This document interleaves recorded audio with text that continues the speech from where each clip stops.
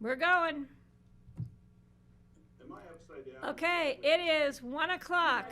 We are live. I'm trying to use my. All right, guys. I know, I'm sideways. I've already lost control of them. I'm trying to figure out how to get my. Greg, I like seeing you that way. You're fine. Can they hear me? Show up and do this. I don't understand why. I Can, can just do this. hey, guys, can you hear me? Hello? They can't hear me. Is it muted on your computer? My computer is not on. I'm not zooming. I'm just. I think they can hear you now. Can you hear me now? Hello? Kelly, you can hear me? Okay, all right, good. It is 1:01. Today is Tuesday, October the 19th. This is the Board of County Commissioners work session, and we are going to start our day with, let me just explain. I am chairing the meeting. Kelly was not feeling well. She is home. I'm taking over for her. I'm the only one in the room, so I've got my audience all to myself. So we've got Francie and Greg Postman. I think Steve will be joining us, and they're zooming in, and Kelly. And we have staff. Cindy Hubin is here with me in the room. So I'm going to turn the meeting over to Cindy and let her start off with our discussion about affordable housing, land use code policies, land use master plan recommendations, and other documents referencing affordable housing. So Cindy and Ellen, the floor is yours. Hi, thank you. We've been looking forward to this date with you, and we hope we've supplied a lot of materials for you to consider and think about as you think about this issue. But one thing I'd like to do is frame the meeting for today. There's so much that's out there with affordable housing today that I think today we'd like to just say we want to stay in the land use swim lane, if you will, and look at the policies, the history of the policies in the land use code, and what's been used to inform the land use policies that we'll give you some background and history on today, and really focus on the concept of land use patterns and location, appropriate location for affordable housing within the community. So that's a much narrower path to look at today, and we hope that gives you some relief, because when you look at all this material, it's overwhelming. So we hope that gives you as much relief as it gives us to try to stay within one portion of this. But we're fully aware that we'll probably need to come back and have multiple discussions like this. So we'll start off with that. And Ellen's pulled together quite a few materials, as we say, that are background in your memo. And I think the best way to start this, and Ellen and I haven't talked about this, but I think just like other work sessions, I find that I think that there's more interaction, and you might get more out of it if you feel free to interrupt us at any time and ask us questions. So let me just let the board, if you have a question or a comment during the presentation, just let me know, raise your hand, and we'll let you interrupt, and we'll carry on a conversation like that. Okay. So Ellen's gonna queue up her slide deck and go through basically what's in your packet in a shortened version and kind of tee up our discussion for today. And I'm gonna hop in where I think that there's some historical points to be made. Okay. Thank you, Ellen.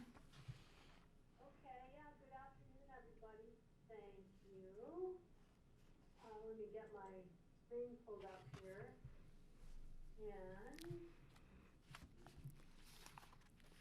Hey, Patty, if I may, this is Rich. John Peacock may be joining us in a bit. Just to let you know, he may pop into the meeting here. Okay, and do we know, is Steve not joining us this afternoon? I'll let me text and see if I can get a hold of him. All right, okay? Thank you. okay, so can everybody see my screen? Yes. Yeah. Okay, great. Thanks. So we are going to talk about how the county policies the location of affordable housing, really I want to start by talking about how those policies have been developed historically, and then talk about how the policies speak directly to the location of housing. So it's going to be a little bit of background. What goes into land use policy making? I'm not sure that's a politically correct term these days. But I just wanted to give a little bit of background here. We spoke last week at the work session about master plans pretty extensively.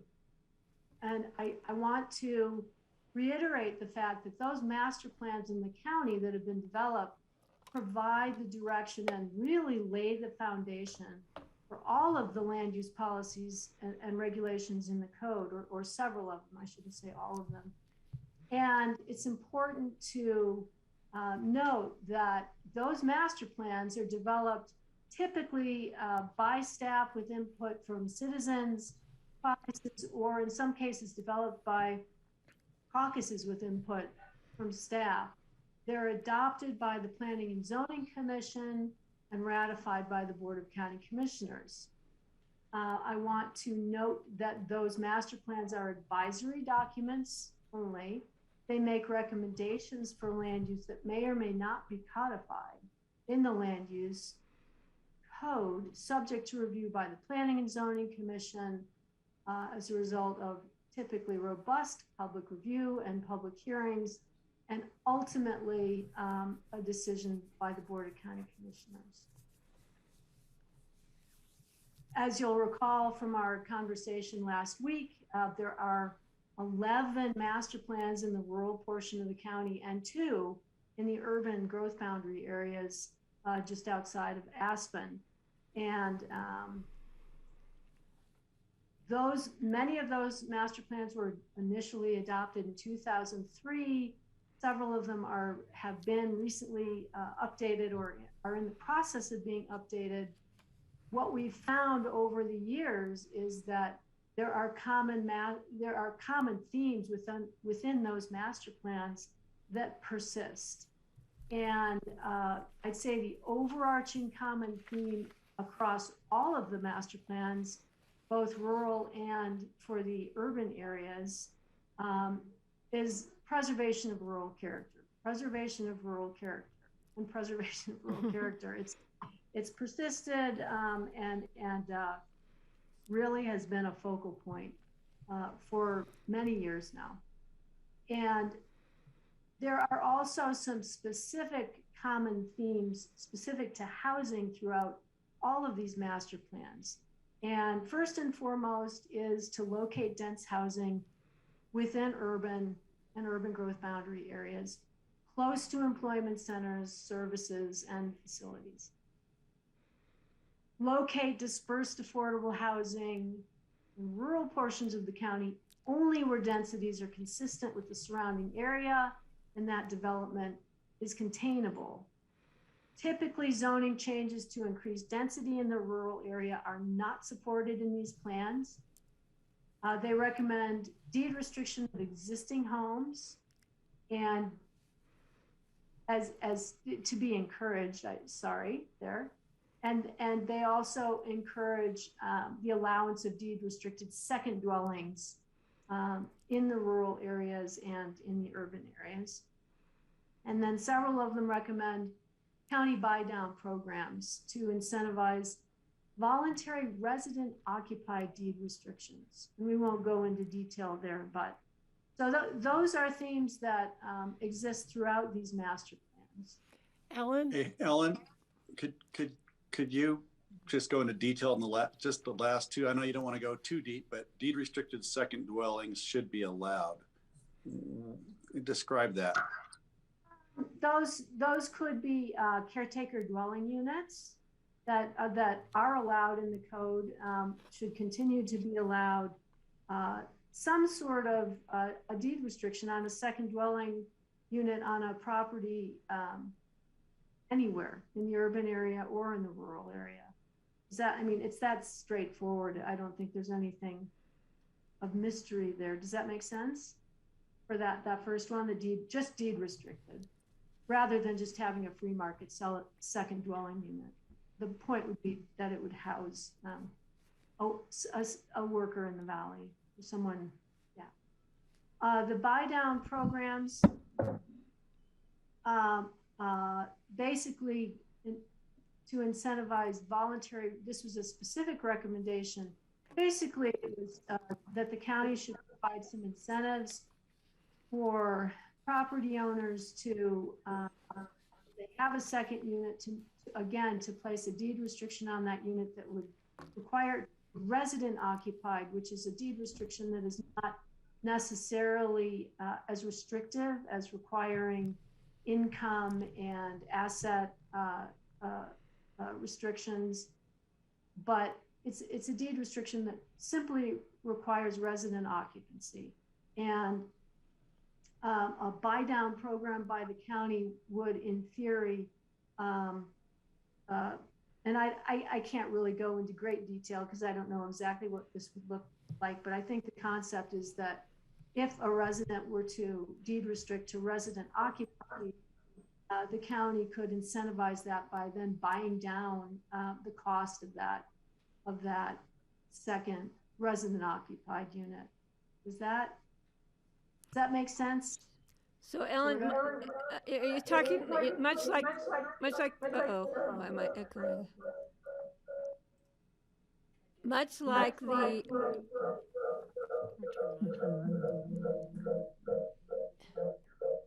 must be that one, much like the, I'm gonna keep talking. This is Patty. Sorry, the echo is. Yeah, I know, we got it. It's much like the Indeed program they have over in Vail. That has been, from what I've heard, very successful. But, and Right. Greg, I think you're familiar with that. If not, we can talk about that in more detail later on. But Cindy has something she wants to add, so. Let's see if I can.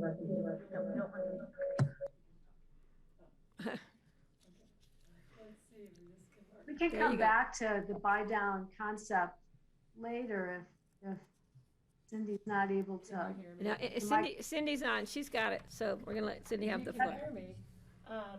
Yeah, we can hear you. You just use Patty's mic. Yeah. No, she's got her own mic, she's good. Great. Well, one thing that we did miss in these common themes that Ellen and I talked about, and I think it's going to show up later in some mapping that we're going to look at, but one of the other common themes was to ensure that the communities stay separate, so that we have like a separate definition of the boundaries, the urban growth boundary, if you will, of aspen, snowmass, and basalt, and to keep the areas in between open as rural lands. That's important when we're thinking about, obviously, land use patterns, and that has come up as a theme throughout the master plan. So I just wanted to point that one out. Okay. And I think I voiced it before, and I'll be real quick in voicing it again. I understand it, but when we're talking about how much affordable housing that we need, and we don't have any land that we can afford to build it on, or there's no land available within many of those urban growth boundaries. So I'm not sure how we're gonna say we're gonna do X when we can't, and not do Y when that's where we might have to put housing. So that's a bigger discussion, and I think there's some rural areas that will be appropriate, but we need to, identify those somewhere later on. But Right. Anyway, so. Yes, thank you. Any other questions before I move on? Thank you for that comment, Patty, and we'll speak to that a little bit, I think, as we move through the presentation. So in addition to the master plans that were adopted in 2003, I'm going backwards a little bit to talk about the 1998 citizen housing plan that was developed by the Aspen and Pitkin County Planning and Zoning Commissions. This was something they initiated on their own because of the housing, the push and need for housing that had been identified at that point, clearly. And this plan was supposed to be a precursor to the update to the 1993 Aspen Area Community Plan because they felt that something needed to be put in place to help with the look at the need for affordable housing and how to make that happen. So there were three philosophies identified as part of that plan initiative.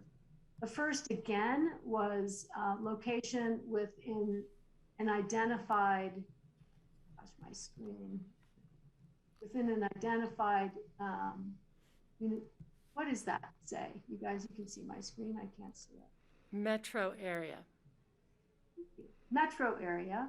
And then two, proximity to available public mass transit as a key critical component.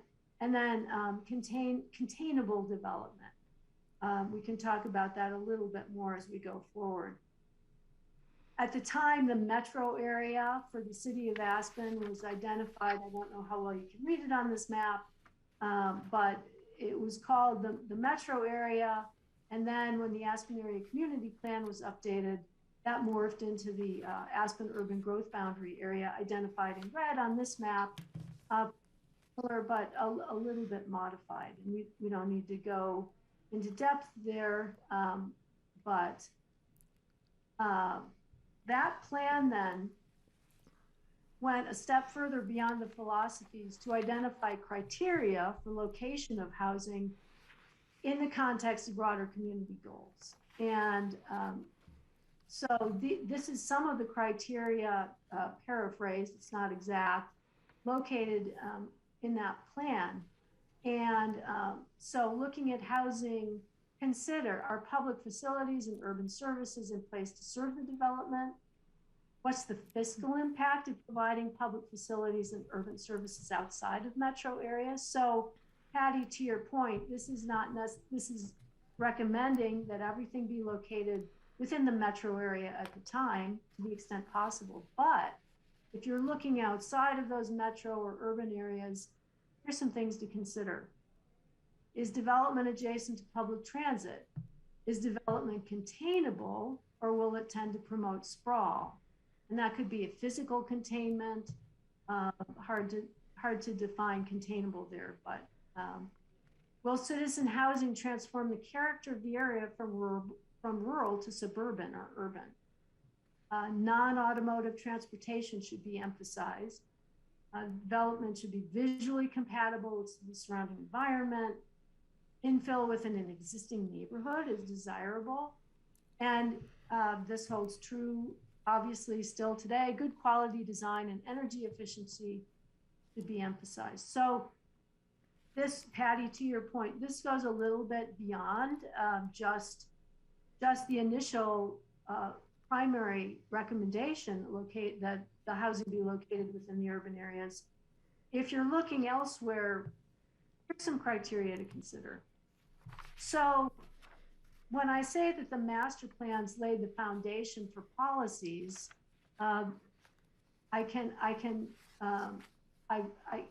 it's true. And as a practical matter, many of the recommendations in the master plans and in the 1998 Citizen Housing Plan were carried forward into Chapter 1 of the Land Use Code, our general provisions, and those provisions identify the Land Use Code policies, and these that I've pulled out are specific to housing. So these look familiar from the plans we've just walked through because they are actually pulled from those plans. Encourage development of affordable housing within established urban growth boundaries, again, where employment, services, and facilities are typically already established. Housing at urban or suburban densities is not encouraged outside of the urban growth boundaries if it promotes sprawl or other development inconsistent with other policies and regulations of the county. Now, here again, Patty, affordable housing outside of urban growth boundaries may be acceptable if it is employee dwelling units, caretaker dwelling units, job-related on-site housing, conversion of existing locally serving housing, on-site required mitigation housing, or replacement of existing affordable housing. Purchase and buy down, again here, purchase and buy down of existing units throughout the county is encouraged, since it promotes affordable housing goals without increasing growth rates or impacts. And then it's important to provide for the dispersal of housing for low, moderate income families and low income senior citizens throughout the residential areas of the urban growth boundaries. So then why not develop housing outside of the urban growth boundary areas? And people will often say land is less expensive and it's more available. There are some legitimate reasons. Housing in the rural area typically requires a commute for work, go grocery shopping, get your kids to school, daycare. And people often say, well, if it's adjacent to transit, then you've taken care of the issue. But everyone owns and drives a car, right? I think that's as a practical matter, that is a fact. Not everyone, but most people do. So therefore, that housing in the rural area increases traffic and congestion. We're already moving towards gridlock in that realm. Increases greenhouse gas emissions associated with autos and congestion. And yes, we're moving towards electric autos, hopefully in the near future. But even with electric autos, congestion and gridlock still affects your commute time and ultimately quality of life.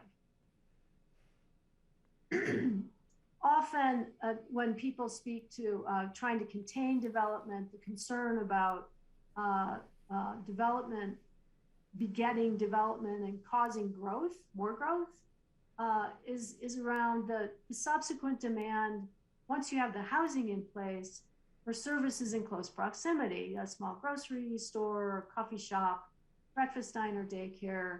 And that's the kind of incremental sprawl, growth and sprawl that is not really supported or has not been supported through these policies and plans. There's also consideration of the need for and cost to expand utilities. Do we really want to expand water and sewer service, gas and electric out into the rural portions of the county beyond their current extent? And then there's the concern about the change in character from rural to suburban and even to urban character. So all of these things tie together. The master plans, the policies can't really be considered outside of the topic of growth management. Our growth management policies and objectives have been in place for a long, long time, since 1978 at least. And they've really remained fairly consistent. They talk about how and where we want to grow. And so here's a statement out of the code talking about the purpose of growth management.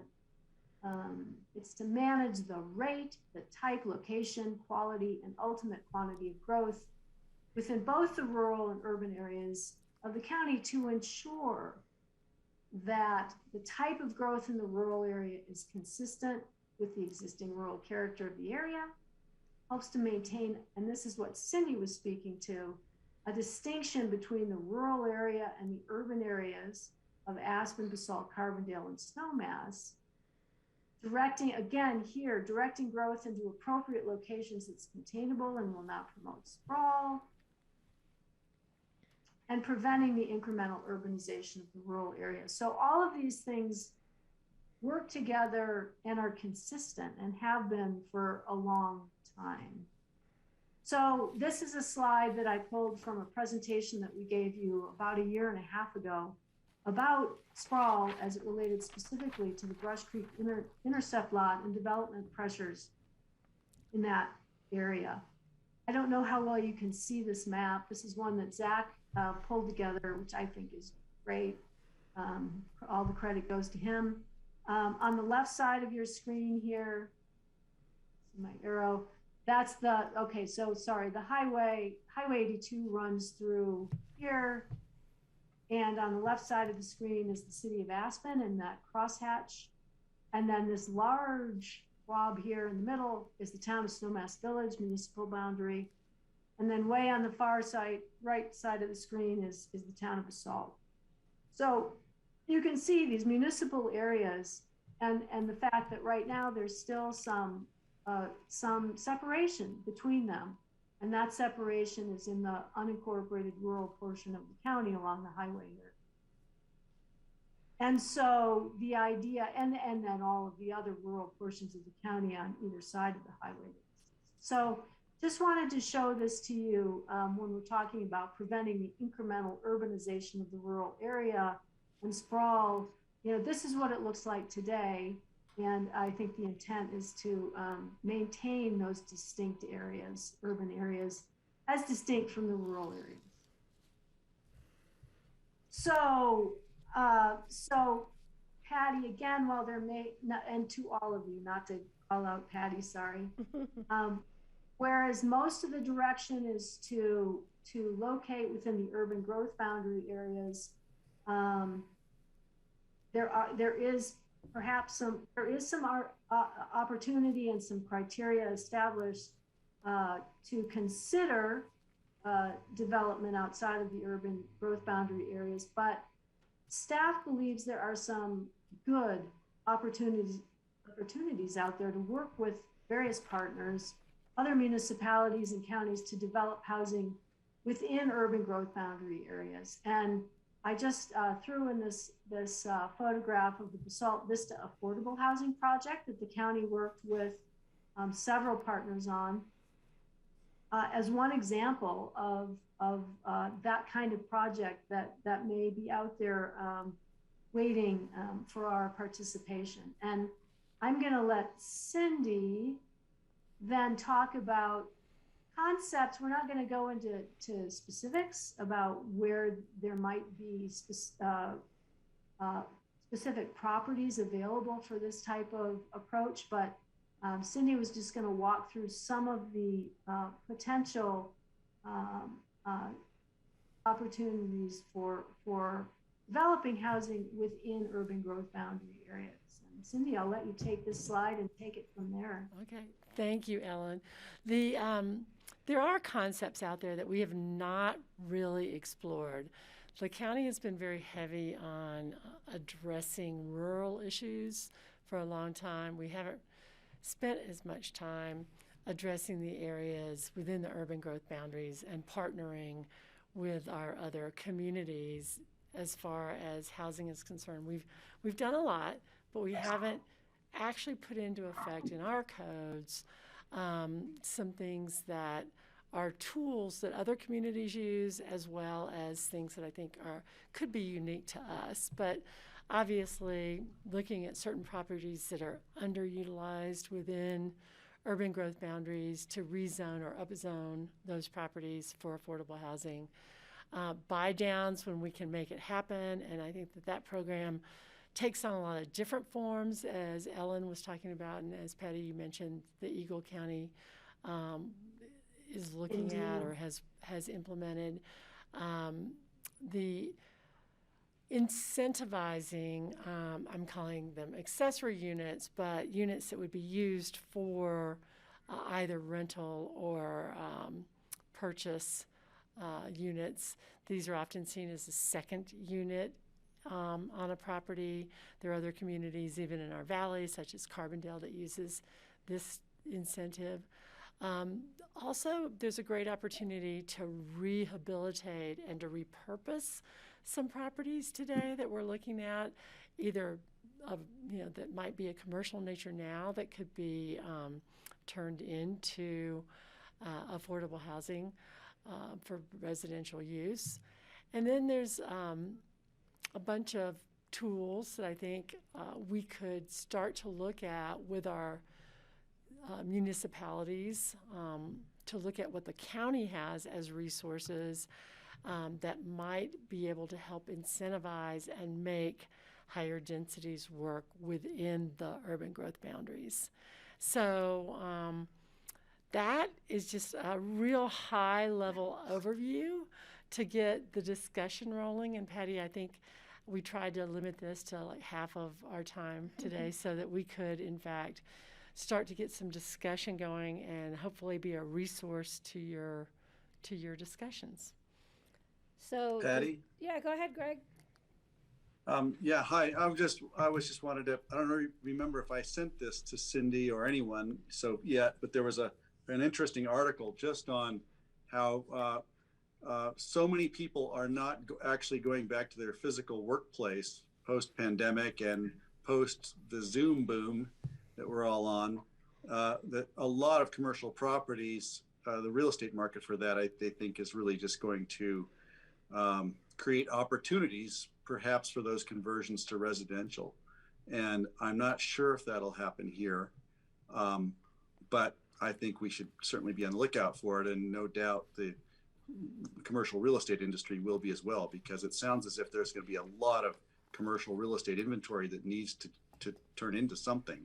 And housing could be a great opportunity for that. That's it. Kelly, do you have any comments? Well, I have lots of thoughts. I'm curious. I mean, I appreciate Greg's thought on this. It is happening in Denver. But, you know, just given the resort nature of our economy, I'm be curious as to what type of commercial might lend itself to some of this conversion.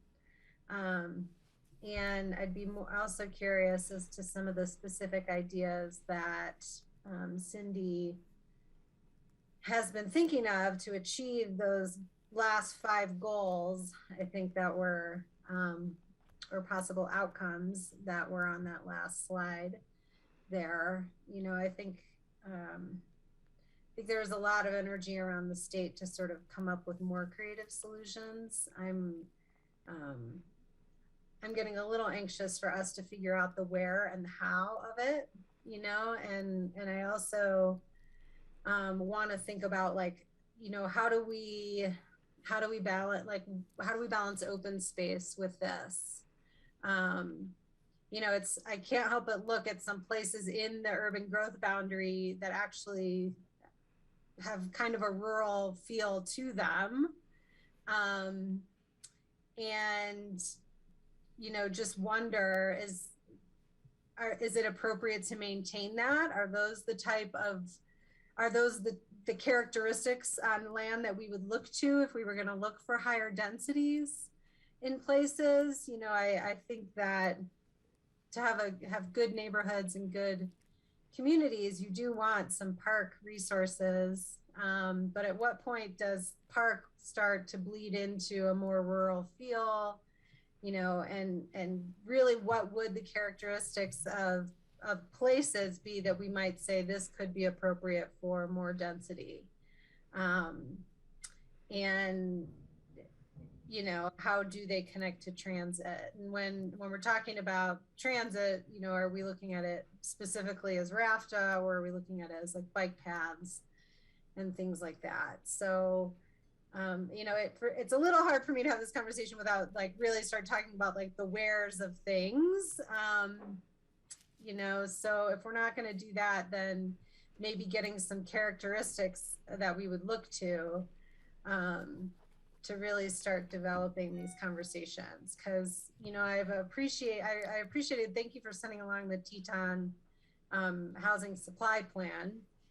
You know, I've really kind of been having lots of conversations with John Peacock and encouraging staff that I'd really like us to see convening some sort of housing developer working group, you know, up and down the valley, to start putting together such a plan like that. You know, when I hear people say we need a regional housing authority, you know, I don't think it's because people want more government or another government jurisdiction. I think they want, you know, an organized, broader effort to get at these problems. And I think we could convene a working group of, you know, everyone who has housing assets at the table to start to hammer this out. And, you know, like Cindy said in that sort of last bullet, what are the resources the county could bring in order to help municipalities or, you know, work together within urban growth boundaries and property owners to identify, you know, policies and parcels on which we would start really getting more housing delivered. So those are just some of the thoughts broadly I have about this. But I guess a specific question was, how do we balance with open space in the urban growth boundary? You know, and you know, what are some of the specific ideas that we might think to that would incentivize you know, some of these outcomes? Yeah, and Kelly, those are really good points, and I'm going to add to it just briefly. We also need to keep in mind that there are people who live within the urban growth boundaries who want it to stay the way it is. They don't want to live in a metropolitan neighborhood with multi-level, condensed, high-density units that add to their neighborhood traffic, to the neighborhood noise, to the services, et cetera, et cetera. So it's a battle that we face all the time. It's technically not in my backyard. It's not in my urban growth boundary. And so that's another aspect that makes it hard for us to try and achieve the goals of providing housing where, when, and how, and who's going to let us do it. So it's a tough one. And I agreed, and we were starting to look at place that could be developed valley-wide through Dave Myler and Leslie's dad to try and get to that level, and we just never quite got there because it's hard to see the need and not be able to fill it because we just don't have land. And I don't know about Jackson Hole area and the Tetons. I mean, how much land do they have, and have they preserved it with conservation easements and open space so they can build on it where we can't because we've conserved so much, trying to create the entrance and the rural nature coming in and out of our town and within our towns. So we've kind of trapped ourselves in one way, trying to protect one thing and not being able to do another. So Steve, do you have any comments you'd like to share? Yeah, I was thinking about how something like the Merle open space, which defines the final entrance to Aspen, the last eighth of a mile before you cross the Castle Creek Bridge, in a classic American town, that would become houses there. They wouldn't have made it into open space. We're kind of following the same pattern that Boulder did when they created all the green belt all the way around Boulder, and that it makes it look really nice. You're coming to a different town because it's surrounded by all this open space land. But then that drove up the price of real estate inside of Boulder, so it's probably not affordable for hardly any ordinary people there either. And we have done the same thing here. So when you look at unincorporated Pitkin County, we have little, if no, parcels of land that I think would be suitable for doing a housing development, because we have so much open space land, we have so much that's just agricultural and rural, and we want to keep it that way because it's nice that way. But then, therefore, we don't have room to put affordable housing. Therefore, it falls upon the municipalities who control their own land use decisions to be the ones to put housing developments within their incorporated areas. And then you run into what you said, Patty, the people who live in town don't want to have a whole lot more development there, because then that changes what it's like for them also. So the only kind of a wild idea that I had years ago, and I thought, boy, wouldn't it be great if we could put worker housing down in the mine tunnels right underneath Aspen, and you could have an elevator coming right up on the Cooper Street Mall, and that's how people would commute to work. They'd get on the elevator from their housing that had no windows, but it has a great location because it's right in the middle of downtown. And it might be really inexpensive and really easy to heat it in the wintertime. And I doubt if it ever will happen, but it's almost like the only undeveloped real estate that, potentially could have affordable housing put on it right in the middle of the, downtown Aspen. So therefore, because we don't do that kind of thing, therefore we're looking into Eagle and Garfield County for locations to put our affordable housing is what has happened. And that then drives up the amount of commuters having to come up the highway and exasperating the transportation problems. So that's no solutions at all, but just kind of understanding the state of why things are the way they are.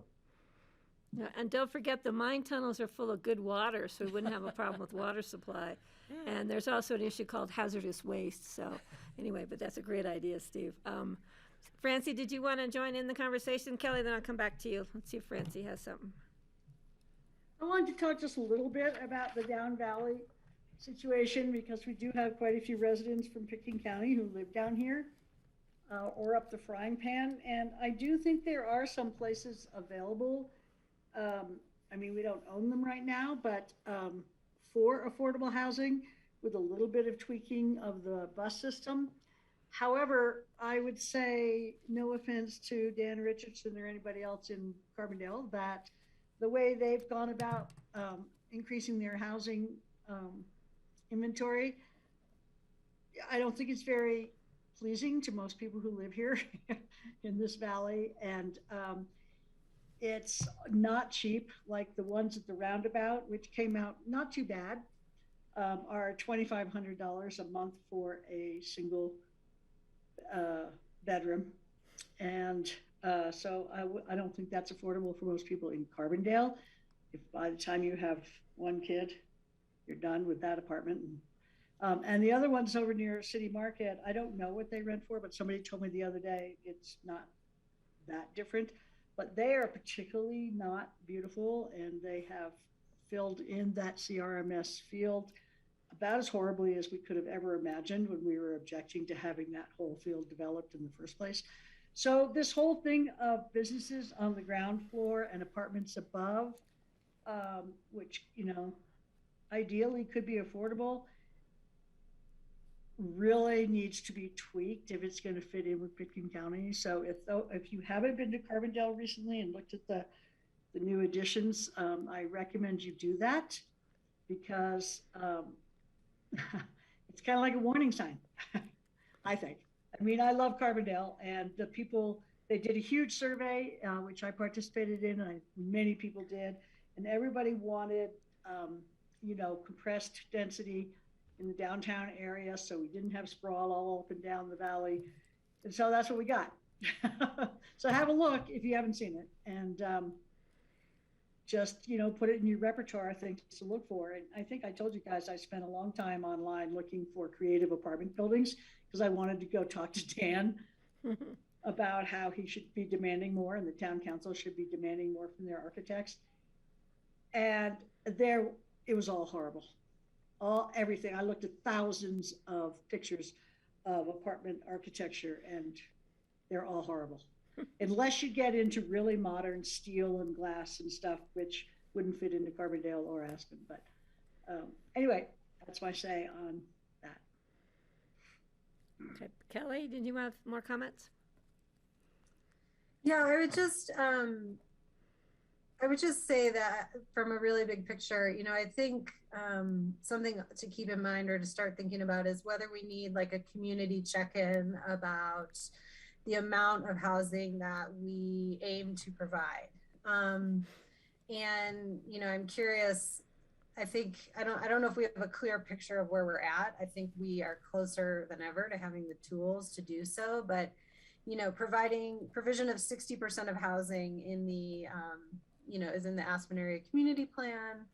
And, we look at APSHA, who has 3,000 plus units in its inventory that they track. And then we know that we have about, 12,500 jobs in the county. We might be getting close to that target. And so, I think that the need still feels very compelling. So I think we might just need a check-in on whether our target is still the right target or not for that. The regional housing study indicated that we have a shortage of 4,000 units in Up Valley, another 2,000 units in Glenwood Springs.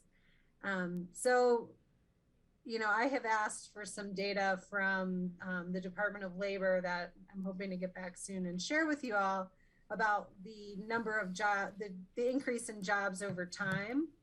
Because I'm curious if, when that goal was set, maybe that was the right goal then, and do we need to sort of readjust it with what we know now about growth in jobs, et cetera. So just some more, ways that I'm thinking about, like the need feels so compelling and maybe our targets are out of date. And we have to kind of check in on that. And then, another thing I wanted to share in the kind of bigger housing conversation is there's a lot of attention being focused on what local governments are doing about housing. And I don't, and I really think that there's this tension with, the NIMBY type of approach when it comes down to very specific projects. And so I'll just sort of reemphasize, why I think we need to have a bigger collaboration on putting together like something like this Teton housing supply plan so that we can support each other across jurisdictions for these projects.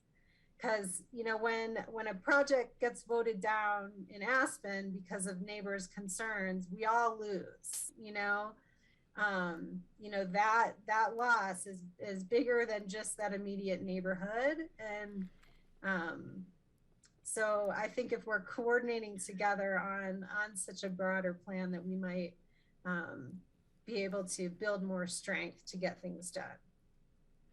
Yeah, and Kelly, I'm going to add to that comment that you made again. I think another concern is that these other jurisdictions may be building housing, but are they adequately deed restricting it? And a lot of them aren't. They're building housing saying, look, we have housing, but locals can't live in it because it's too expensive, or people from the Denver area buy them or rent them so they can have a place to go to up here. So that's something we need to be very conscious about in looking at this. And on page 2 of the memo that Cindy sent us, at the very bottom, it says that this is from 2019, and I think this has changed. It says, while housing markets are meeting demand in Basalt and Carbondale, talk to people in Basalt and Carbondale, and I don't think their housing is meeting the demand. And it says that 2,000 unit shortfall in Glenwood Springs and 4,000 shortfall in Aspen and Snowmass. I can imagine if we came forward to the public and said we're going to build 4,000 units in Aspen and Snowmass, that will double the population. I'm not sure that we can meet that 4,000 number. So I think Kelly's right. We need to have a reevaluation and a common sense approach to what do we think we need, and what do we think we can actually fulfill. So I think that's going to be part of the broader discussion, which I think we're going to be having more of. And that's a decision that we need to make here today. As part of this discussion is where we want to direct staff to move forward with in scheduling more work session agenda time. But we still have time for more conversation. So is anybody, Cindy, do you have more that you'd like to add, or Ellen? John, do you have your hand up? It kind of blends in with Are you on a kayak somewhere? I'm actually on I-70, so if I lose you coming back from Denver. You look like you're kayaking across I the know, lake. I'm in the river with a seatbelt. And hopefully you're not driving, right? That's I William. am not driving. Okay, all right. So go ahead, That is John. Williams Lake. That is Williams Lake where John is going around on a kayak right now. That's right.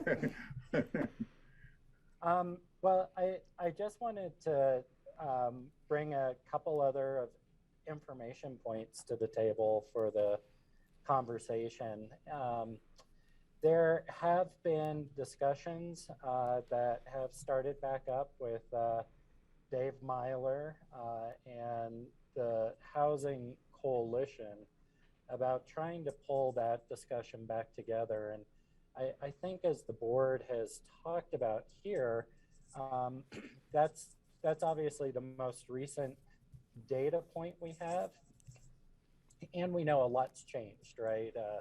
Not only from the pandemic, but just time passing. But there is an effort right now to try and pull the primary participants in the Housing Coalition effort back together and to renew. And Kelly, I wonder if that might be part of the forum that would be good to pull the different jurisdictions together that originally participated and funded that study, which was also Picking County through APSHA,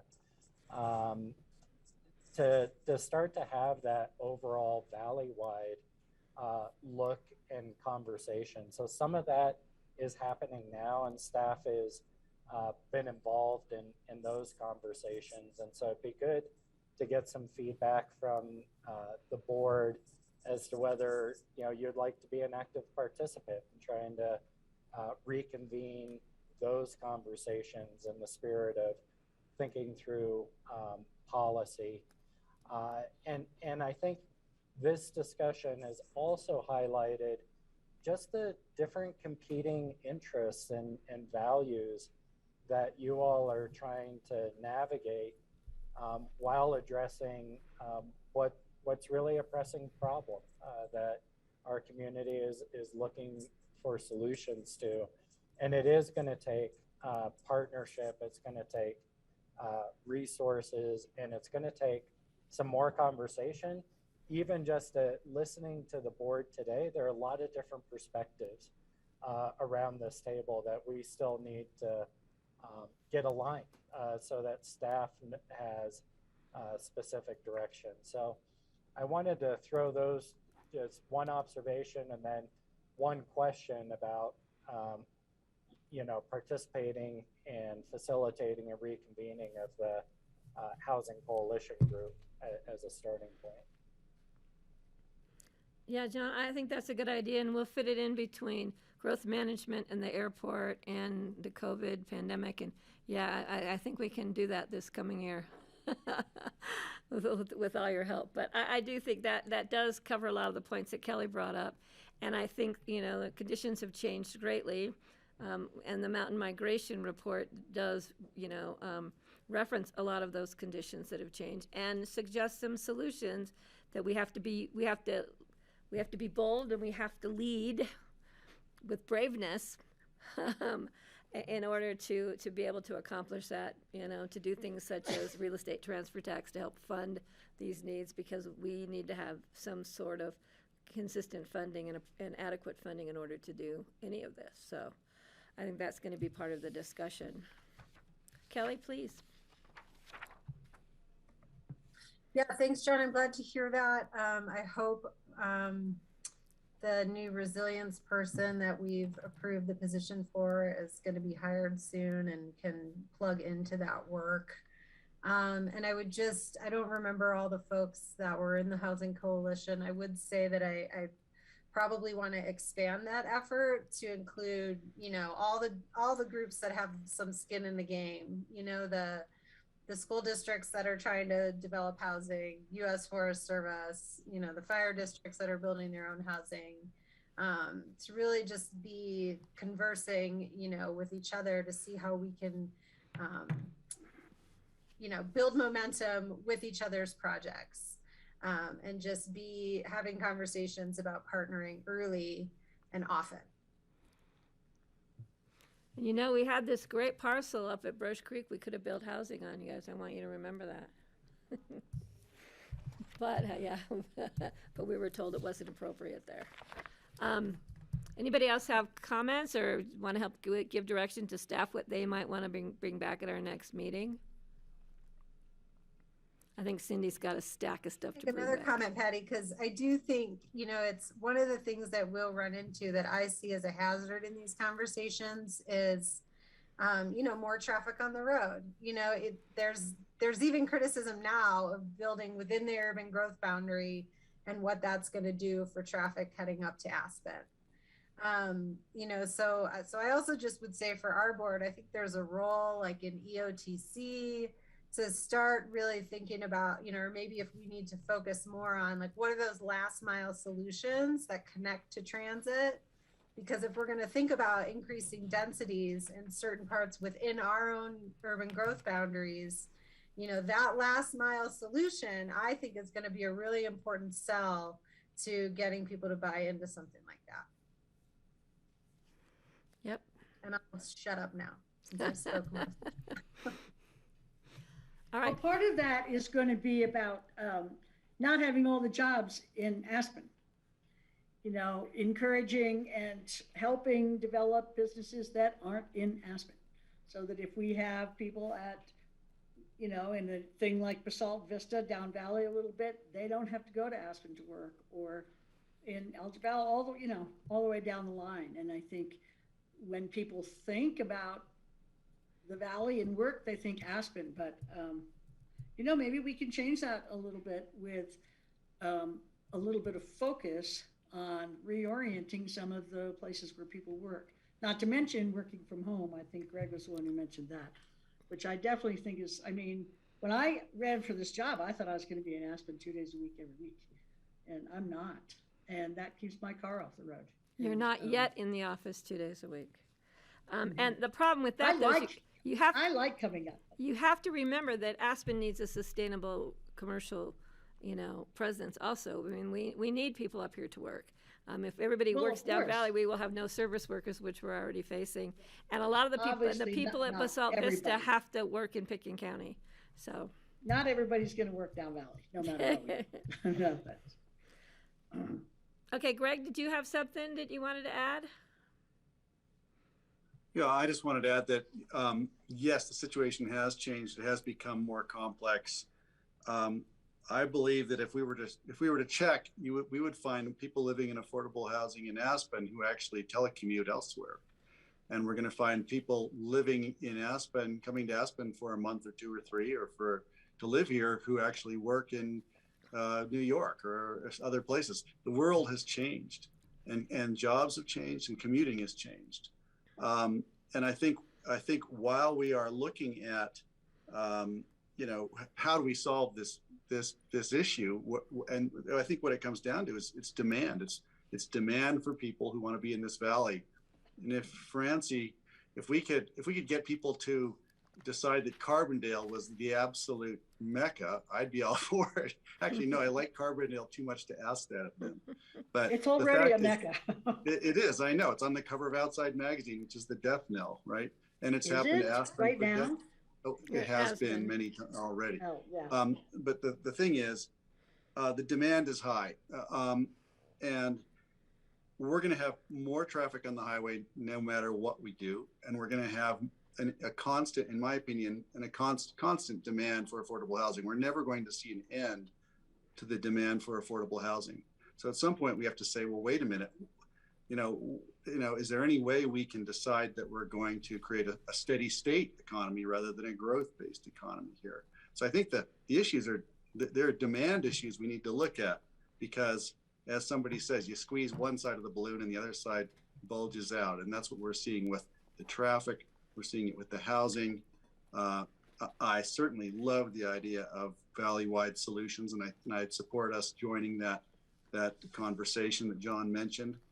I also wanted to say regarding RAFTA and last mile, RAFTA is talking about last mile all the time with WeCycle and within our own RAFTA.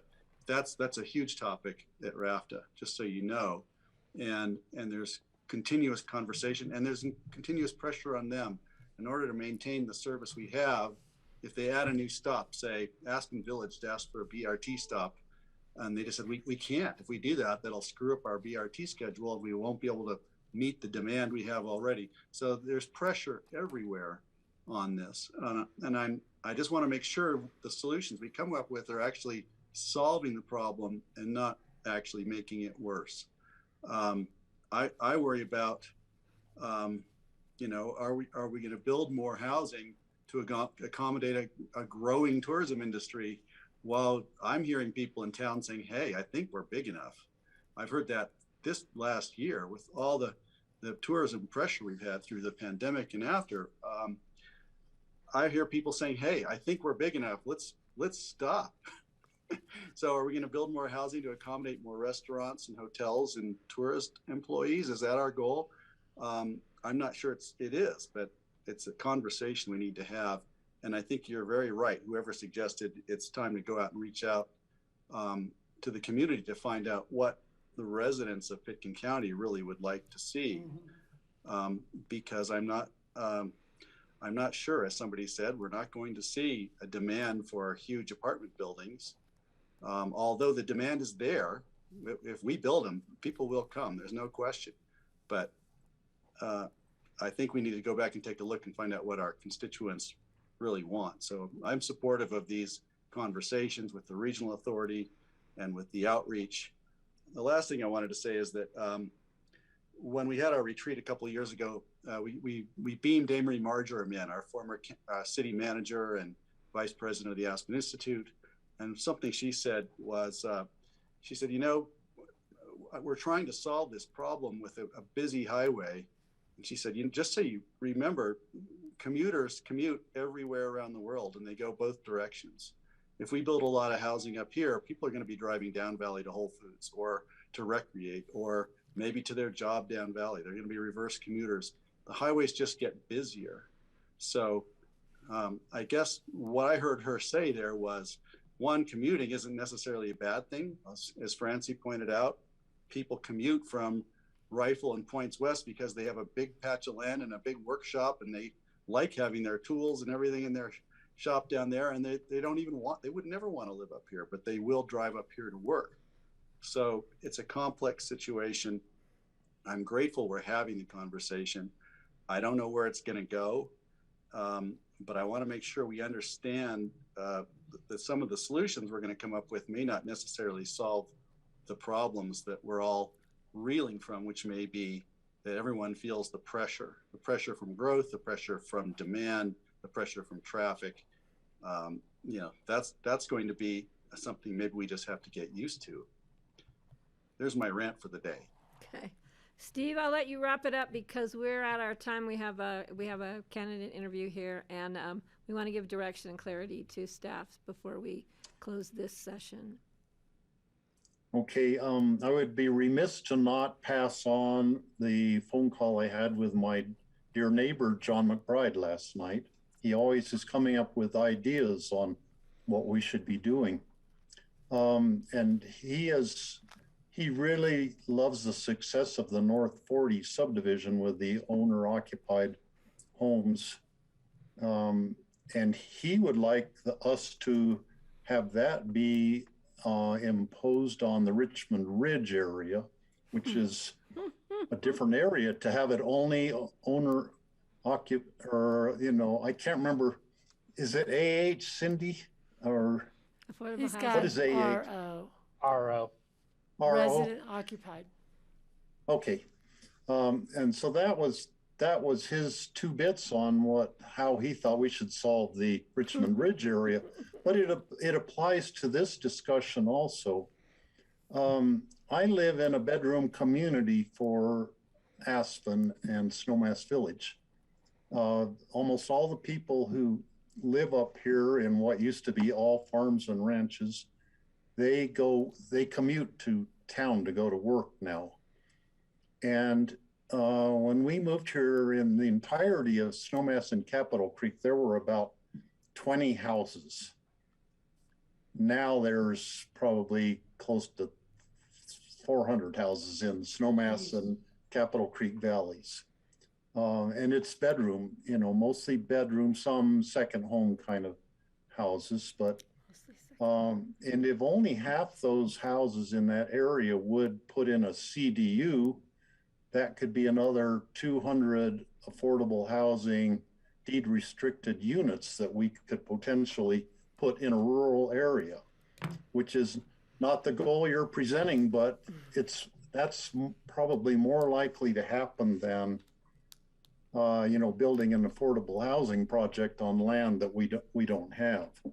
So if we did some sort of incentives or policy changes that would encourage some infilling in the rural areas, because it's really nice living out here.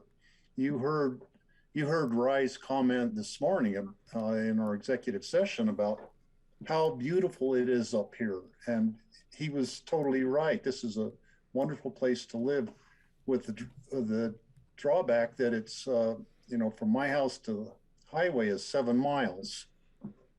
And so I go down and I, use the raft park and ride raft into town. Most people drive their cars because they like the convenience of their own personal car. If RAFTA was free for people when they get on the bus all the way down valley, more people would probably ride RAFTA. But I think, the development that happens in the rural parts of the county can develop a lot of new housing, but it is tied into the transportation piece that we need to make it more attractive for people to want to use public transportation instead of driving their car in and adding to the traffic jam. Okay. So that's the end of my rant for the day. Thank you, Steve. Cindy, so next steps, we'll schedule some more work session time. Do you need any, and if anybody has specific information or that they are in need of or whatever, you can feel free to contact Cindy or Ellen to see if they can present it as part of a future discussion. Anybody have any thoughts? Continued conversation? Yeah. So I'm going to ask Kelly to put this on your work session list of time. We're not sure when we're going to be able to squeeze that in, but I think we will be able to do it at some time in hopefully not too distant future. Hey, Patty, Yes, Greg? can we ask for a survey of telecommuters, just out of interest? How many people in our community are telecommuting rather than actually going to their location, whether they're in the valley and work up valley or where they're in Aspen and work elsewhere? I don't know how I you would think get that that would be information. I mean, you got any Well, ideas? you have to figure, you have to try first before you say that. Yeah, do you have right? any, I'm asking Cindy, do you have Are any you ideas? saying? I would, Go ahead. ABSHA might, they ostensibly are administering those who are in the affordable housing units and collect information about, whether you're working in Pickens County or not working in Pickens County. So I don't know if they'll have that specifics, but it might be a good place to start. A lot of people aren't going to tell you that they're not working in Pickens County because then they would lose their housing.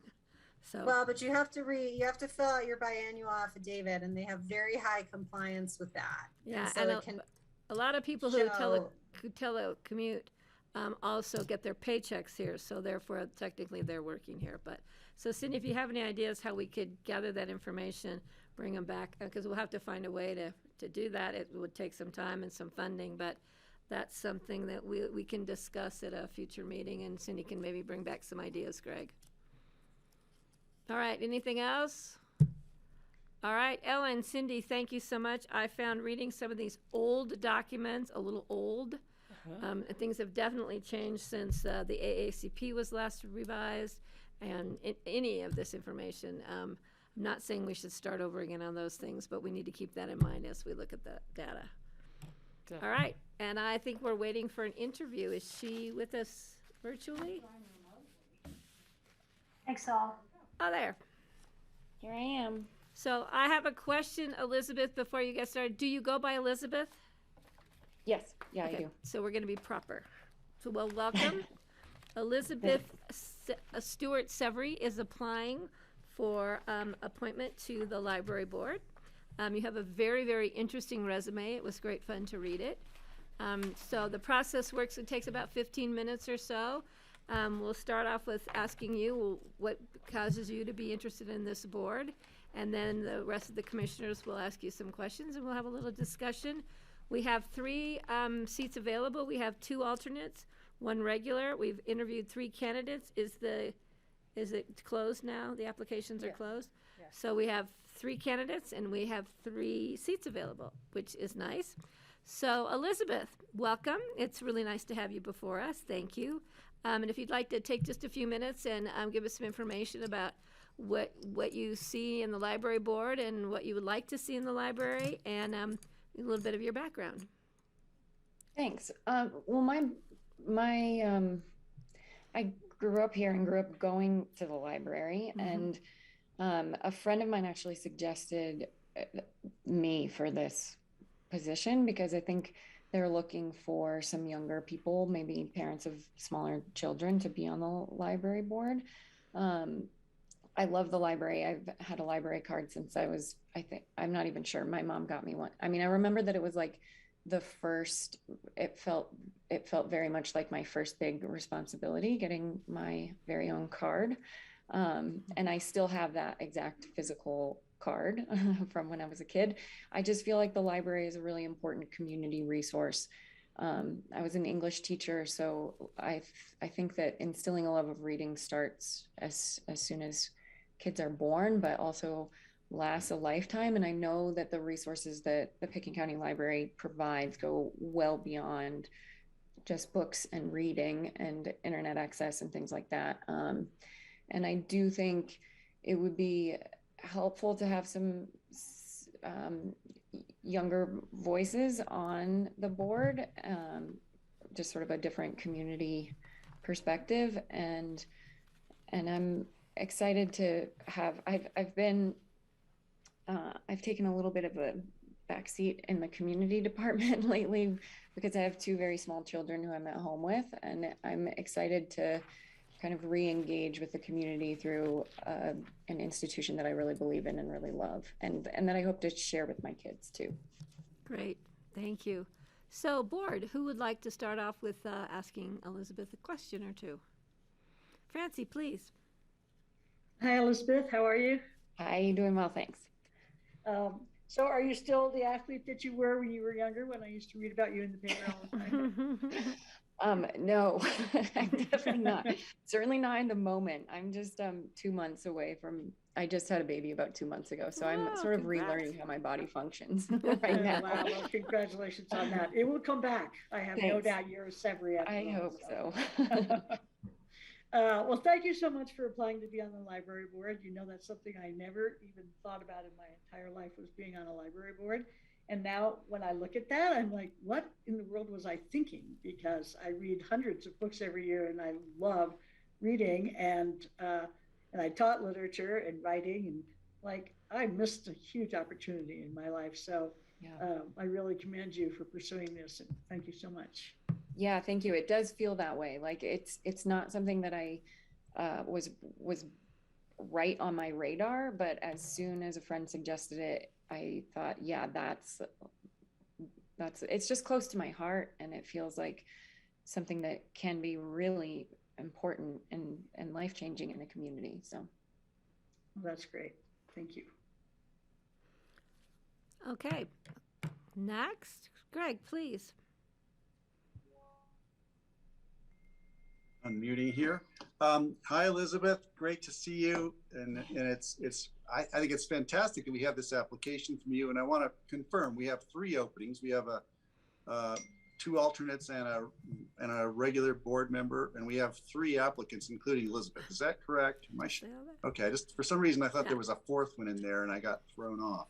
So that's it. We've got 3 openings. So and the application period is closed. So we've got 3 and 3. And the application's closed. So there's a good chance that all 3 are going to get seated, which is great.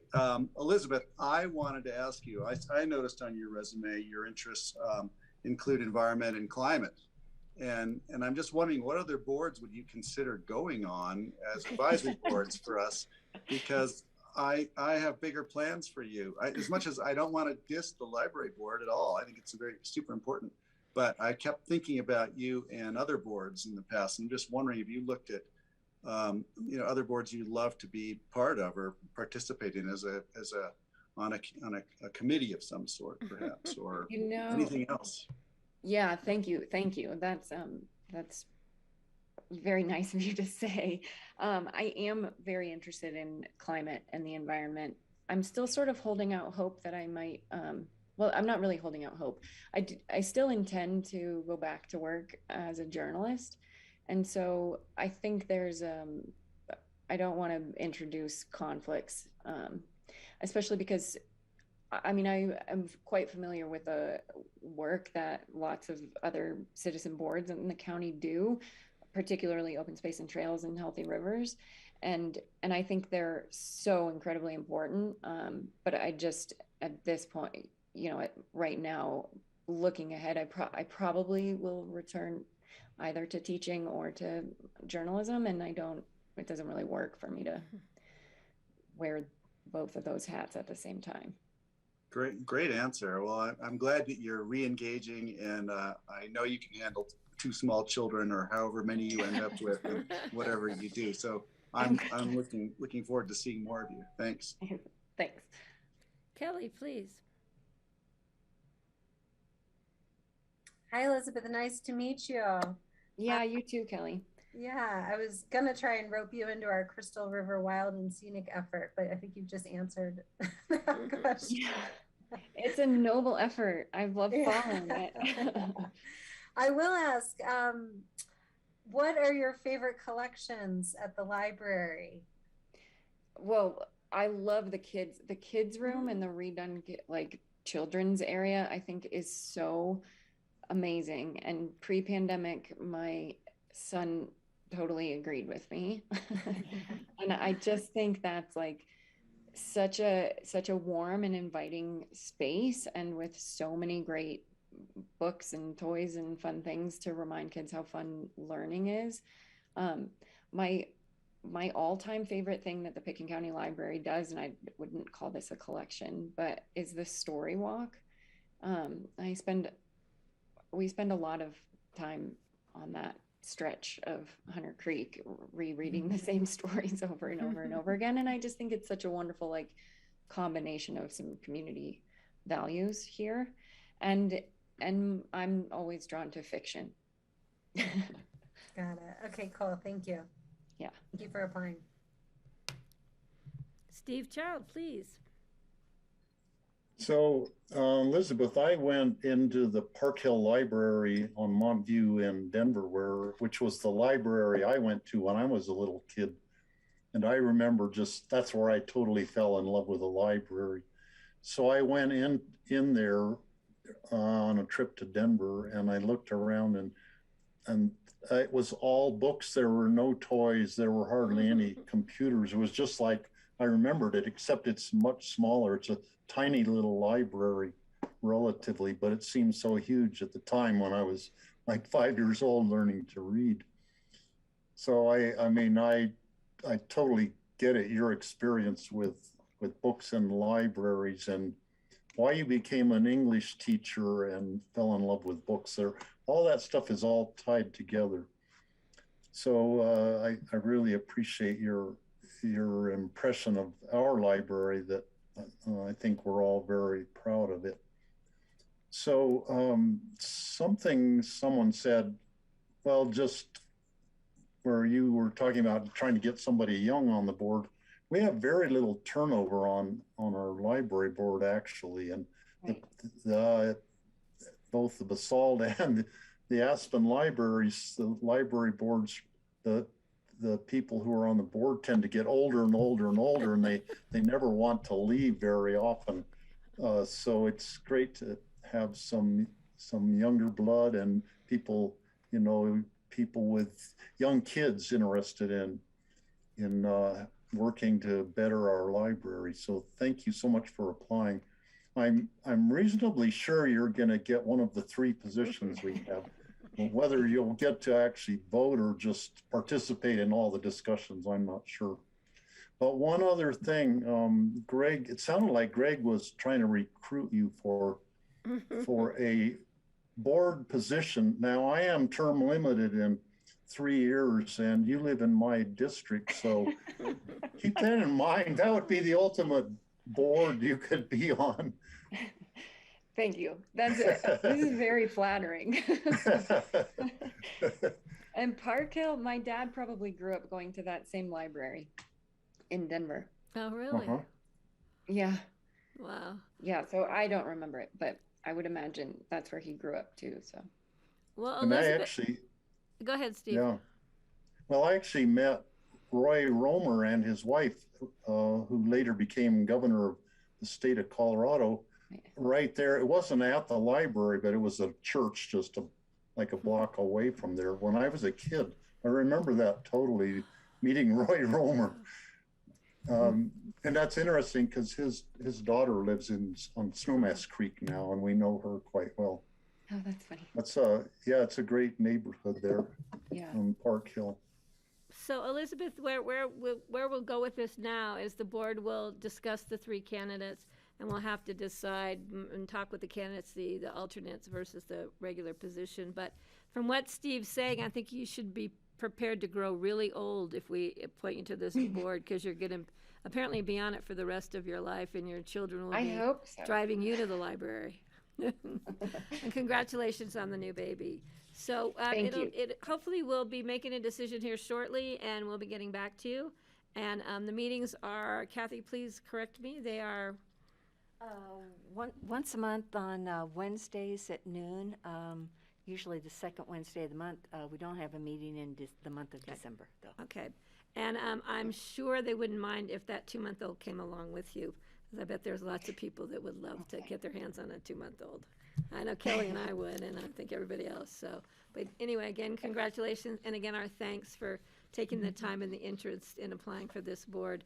It is a great board. They get things done, and they've got great ideas, and a little young blood in there would be great to keep those ladies and gentlemen thinking on the younger side. So thank you. We appreciate Thank you. it. Thanks so much. Thanks, All right. Elizabeth. Thank you. All right. Bye. Take care. All right, we are going to move on to the next item, which I believe is agendas, future agendas. So, Mr. Peacock, are you here with us, or did you leave us? I think he left us. He's on the highway. What about Rich? Are you here with us? I am here with you, Hi. Patty. Are you going to cover Hey. future agendas?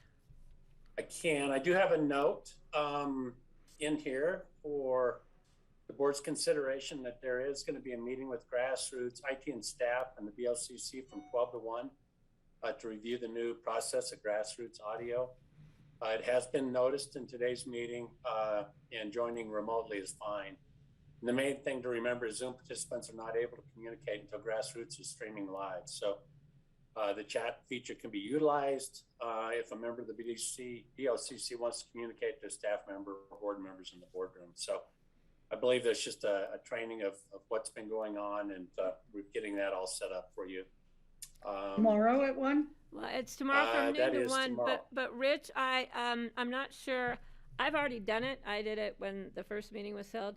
Kelly and I think Greg and I think Steve are all going to be going out of town. Oh, okay.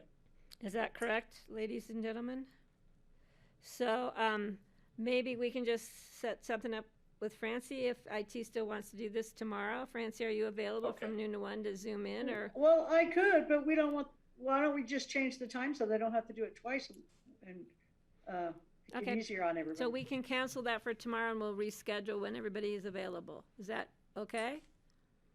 That sounds good. We All will right. certainly And accommodate. thanks to IT for helping us try and understand the new system. It's actually working quite well. Right. And then the only other thing, and Fancy, you may be talking to this about that you're leaving Tuesday's work session early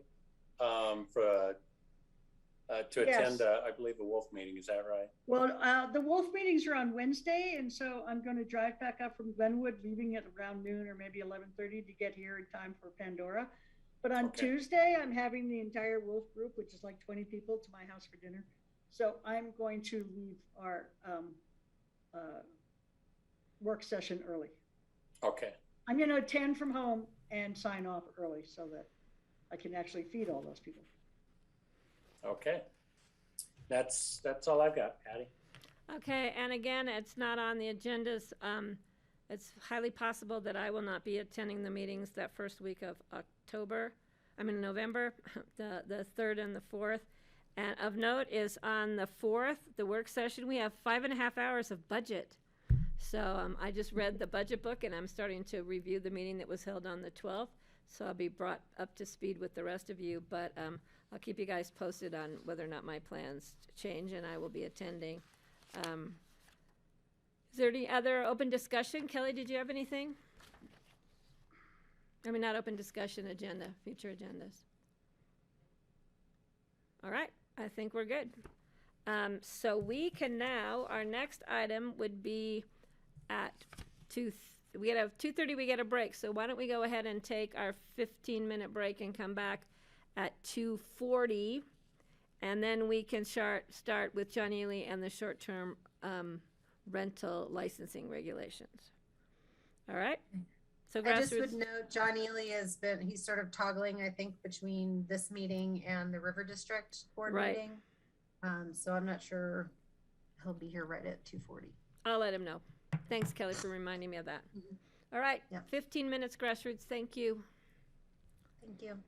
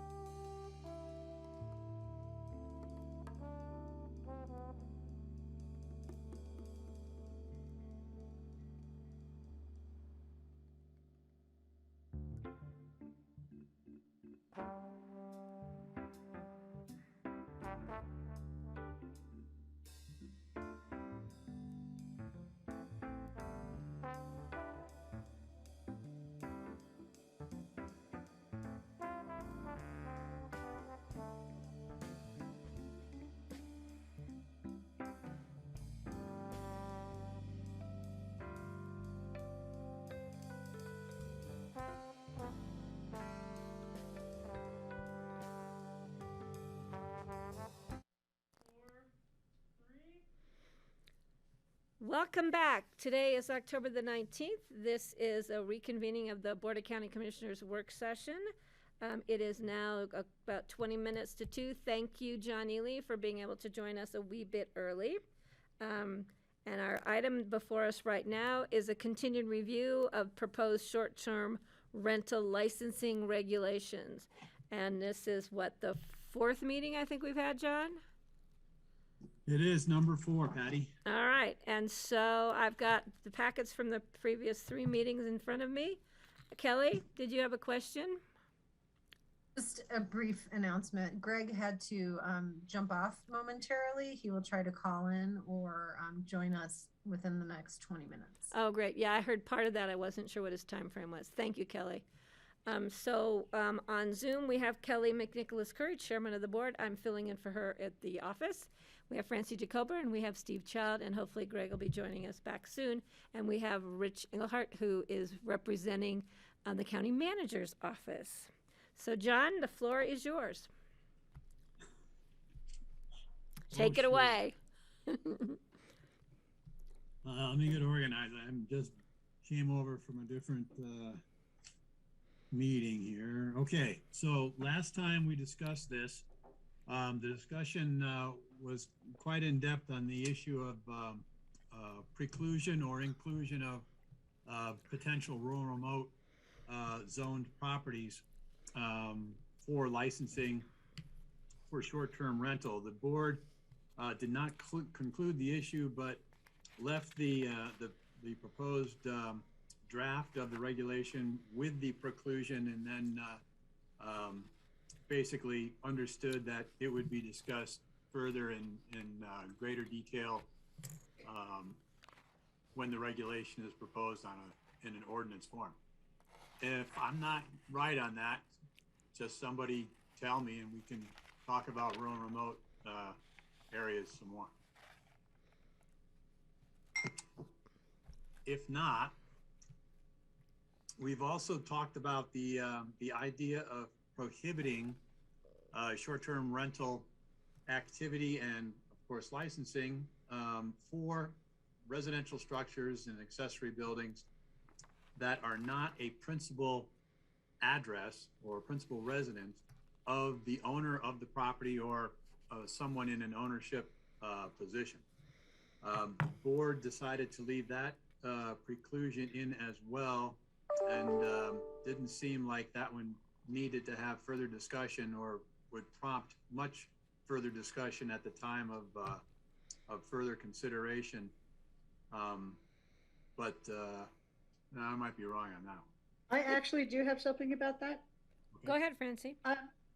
Does that mean that the person actually has to live there? Didn't we talk about that at some point? They have to live there 6 months of the year or something like that? Because I want to mention a situation where that would be a problem. We didn't affix a specific time, but what we did is we did leave it as written in the draft form, such that if somebody didn't live there and that did not qualify as their principal residence, then they could not get a license to do short-term rentals in that location. All right, So, well, here's an example that came up at the Emma Caucus, which I think would probably come up from time to time at least. And that is at Happy Days, the woman who was the mother of the man who was at the meeting, and they are the Happy Days people. Jenny Parker. Yeah, she is now living in Sopris Lodge, the assisted living facility in Carbondale. So does that mean that since she's not living in her home anymore, that they can't rent it out as an STR? That sort of situation. well, that sort of situation might. I'm not sure what the Parkers are up to with Jenny not living there anymore, because there are other family members, and I'm not sure if any of the other family members live there. But they're not in that house, he said. Well, it's not so much the house, but the property involved. In other words, if the property is owned or controlled by someone who is not living there, or an entity that is not living there, or someone with an ownership interest that is not living there, then yeah, it would be precluded from short-term rental.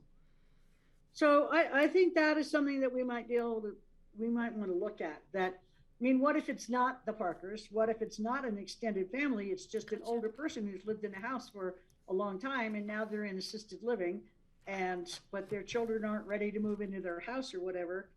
Would they have to go with long-term rental, or could they do, or maybe their kids come for a few months of the year? You know what I'm saying? I do think there are cases where we would not want to preclude their being able to do that when it's clearly has been their house for a long time and now they just can't live there. I guess, I'm interested in what the board might want to fashion as a carve out for circumstances like that, or for hardship perhaps. But I would think under that scenario, quite frankly, it would be easier for the person involved to simply rent the house out for a longer period than 30 days or less. I would think that they would want to have some stability and have somebody in there for a year or more, but that's just me. So I'm not sure if that's if it needs a carve out or an exception. Yeah, we might just have to think about what it means as your primary residence, what that actually means. Kelly? Francie, are you done? And because Kelly, I think. Yes, I am. Thank you. Thanks. Kelly's going to add to this.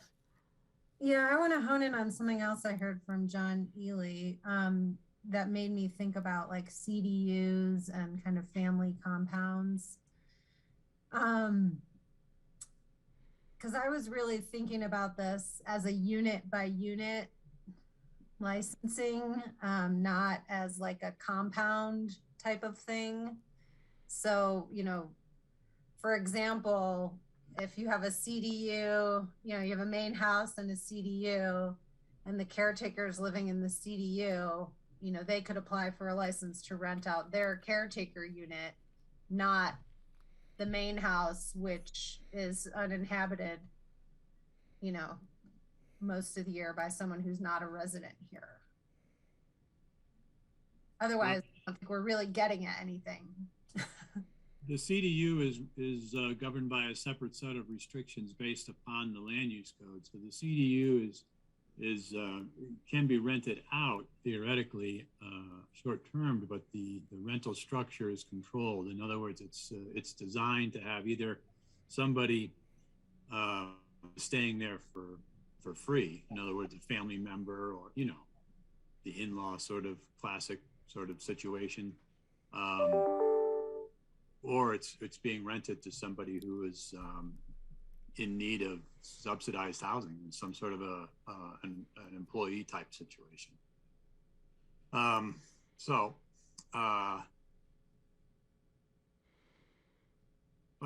I think that the essence of this type of a restriction and where it's been used in other locations is to basically keep a neighborhood from converting to a short-term rental affair, where there is a continual stream of turnover, where there is an absence of people who are living in these residences who are vested in the neighborhood. And this type of regulation or this type of restriction does get to that, but it does not cover the circumstance that Francie brought up, or say a property with multiple accessory units that might be able to be rented out separately, like a CDU or something like that.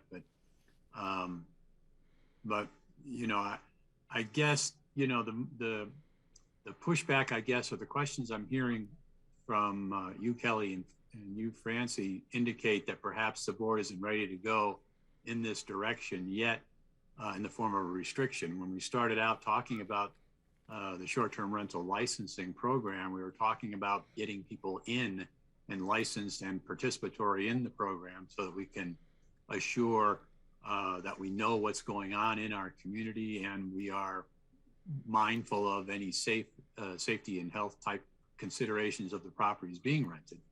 And we weren't really focusing on limitations. So since that initial time, we've grown into these two potential preclusion aspects. And I'm sure there are several exceptions that could be thought of where the preclusion either works a hardship or isn't as preclusive as intended, or something along those lines. But the intent here is basically to keep a neighborhood from being a total STR situation, which exists in many places. Well, I guess I would just say, because we had this conversation before, that, maybe a clearer way to get at it is, that the person who owns the property has to be the one who's living there and applying for the license. Right, because the CDU would not be owned by the person that lives in the CDU, so they would not qualify for the license. But where I was trying to go was that we didn't have multiple residential, properties bought by LLCs and corporations for the sole purpose of short-term rental. I think it's hard to have a short-term rental when you come only for 3 months and your primary residence is in Connecticut, but your hope is to retire here or to spend more time here. And in the meantime, you need to have some way to fund the property taxes, the improvements on the house, etc. And it's also better to have somebody in the house rather than the house sitting empty. So I don't know, John, how we get to that by just the ownership needs to be by a living person, not an LLC or a corporation or et cetera, that is in the business of buying these residential properties and short-term rentals. That's kind of where I was headed with this, not saying you have to have it or be your primary resident, because chances of you then short-terming it, would be hit or miss. And so I don't know how we get to where I thought we were going. Maybe the way to think about it is stepping back a bit and looking at what we're really doing. What we're doing is we're issuing licenses for short-term rentals only. So a rental, a period of less than 30 days. What aspect of that is potentially offensive to, neighborhood communities or land use, or the impacts of just people coming and going in a given area that needs to be restricted. If they are, the scenario where you have a house that is continually rented out short term, so there is a turnover every week or 2 weeks all year long, presents a different profile of a neighborhood than the profile of the principal owners renting their home out on the short-term basis for a season, for a winter season or a summer season or something like that. So I guess in my way of thinking, try to isolate what the negative impact is that you're trying to get at, and then we can work from there to fashion a restriction if one's needed. I guess for me, John, it's the fact that we're aware of corporations and whatever coming in and buying these homes just for the sole purpose, not so they can retire here and not so they can use them for their corporate retreats, but for the income they generate, because they generate a heck of a lot of income in many, if not more than many cases. So for me, it was a matter, maybe it's a matter of saying the owner of the property, not an LLC or a corporation, has to spend at least X amount of time a year in the residence. So there's some continuity of community, and they're around, rather than just 12 months out of the year just short-terming it. I don't know, just a thought. I'm just throwing it out there for some ideas. Yeah, I do think we want to be careful about, did I interrupt you, Kelly? Did you want to talk? I think we have to be careful, as I mentioned at the AMA meeting the other day, about personal property rights and letting people do what they have to do who live here. Not talking about investors from out of town, but the people who live here. And I believe that we need some restrictions on short-term rentals. And I definitely don't like the situation where people buy what should be a neighborhood house and turn it into a turnover rental place.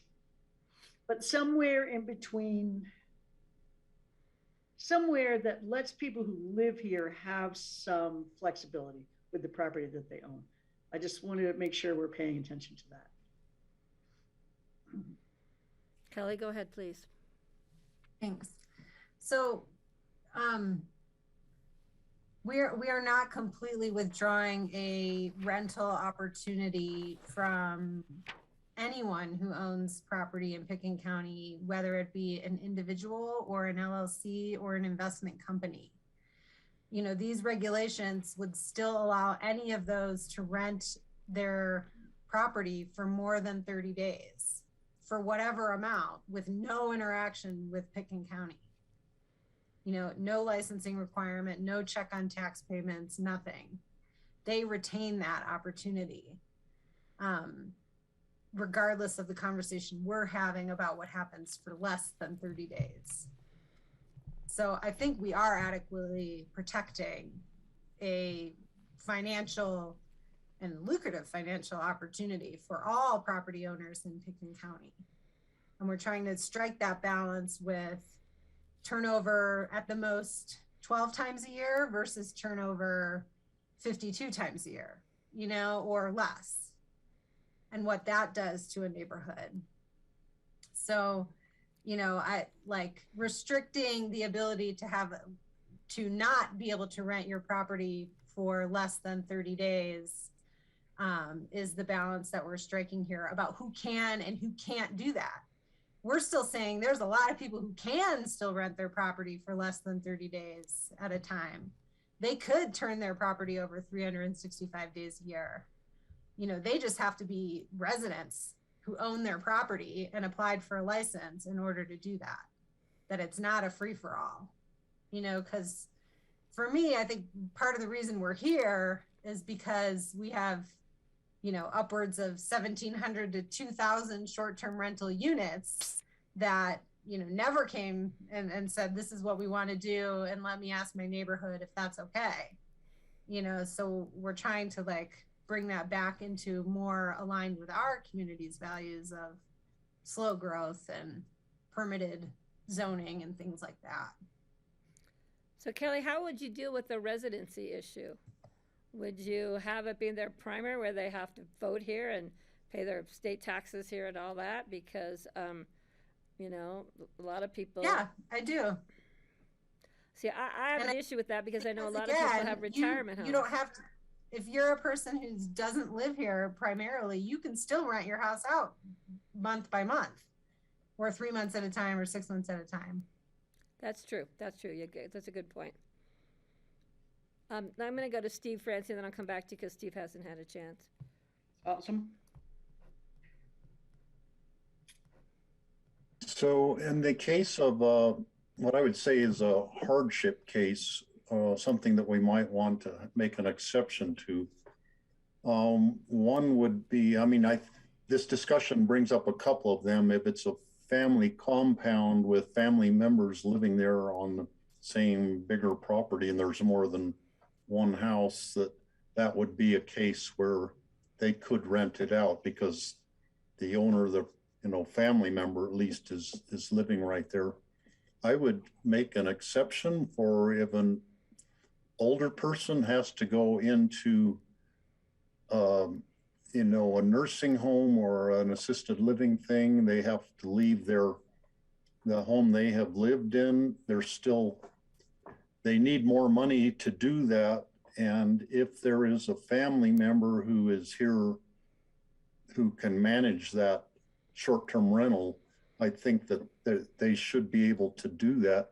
Now, we might want to have an appeal or a review process to look at exceptions to the rule just to make sure that they pass muster on what our requirements are. So I think having a review process should be part of our the rule we're coming up with for hardship exceptions. But I like the idea that the owner of the property has to live either in Pitkin County or in the Roaring Fork Valley or some, some defined geographic area that's still part of the neighborhood in order to qualify. The way county lines cross at odd places in the county, you might live in one county and your house you're doing the short-term rental is a mile away in the next county. So that we need to take that into account. Yeah, we could use the watershed issue like APSHA does if we were going to go in that direction. And that would be something I would consider. Francie, Steve, are you done? For now. Okay, Francie, I'm please. wondering where Aspen is with this, the city of Aspen, and right now they're still just gathering data, isn't that right, Kelly? That they haven't come up with any process for licensing or certifying, right? So would they be an exception? They have a licensing program. Oh, they do have a licensing program. The city of And what does Aspen, it require? the city of Aspen licenses short-term rentals just like any other commercial business license. So if you're going to run a restaurant, you need a business license. You're going to run a short-term rental, you need a business license. Same application, essentially the same process. But are there restrictions? There are restrictions that apply to other inherent aspects of city codes, but there are no preclusions like you can't do it in a particular zone district, or you can't do it if the ownership of the property or the occupancy of the property is such and such. And so would they be exempt from Pitkin County rules? Yep. Well, our regulations would only apply to unincorporated Pitkin County, not to the municipality. And I think everyone, I don't know if everybody's aware, I think it's Breckenridge and Summit County. It has a fund now to buy down short-term rentals, incentivize people to rent them long-term. Longer term, you get more payback from the city or the county. And I think they only put up 100,000, and I think they've kind of already vested about 42,000 of that for people who have agreed to do long-term rentals rather than short-term rentals.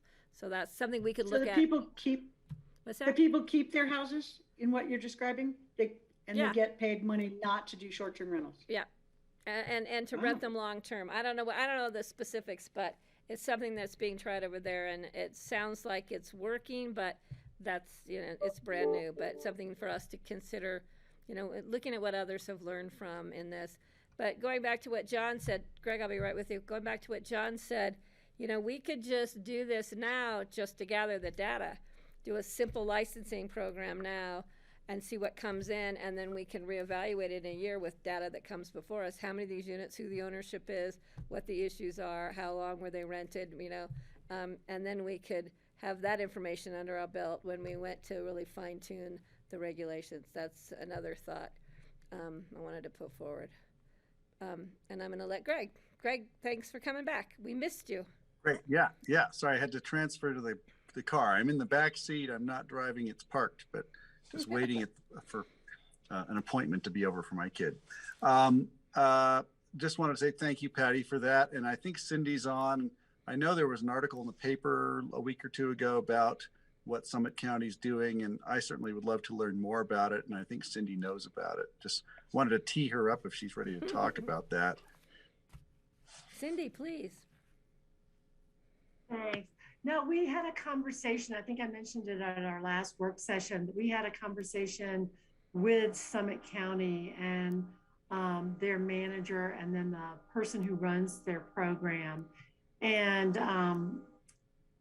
the one thing that stuck with me was the need, Patty, that did come about when they opened up the licensing, pretty much just full on opened up the licensing, that they were overwhelmed from a staff perspective, but also they felt that they needed to create this tax, if you will, to start to buy down what had gone into the short-term rental. So what that said to me was, if we already have an opportunity to keep it tighter now, we should, rather than get into this whole backing into trying to buy down short-term rentals and have that expectation later. So that's what I took away from Summit County. The other one piece was that the woman who runs their program sounded very knowledgeable. I'm sure we could do a Q&A with her with the board if we wanted to, but also one of the things that she said was that she's a member of a group that meets regularly to talk about, you know, short-term rentals and what it means across the country. And that group really is in favor of locally rented, local ownership for short-term rentals because of what John was explaining, that it really is more responsive to the neighborhood. And what do you mean by local ownership? Local ownership, they have to live in that house, or they have to live locally and they can own the house? I think they have to live, in that case, she was speaking to people who actually live in the house, but rent it out for short-term rentals. And again, I don't think we discussed any certain period of time, whether or not that was 3 months or, 5 months or 6 months of the year.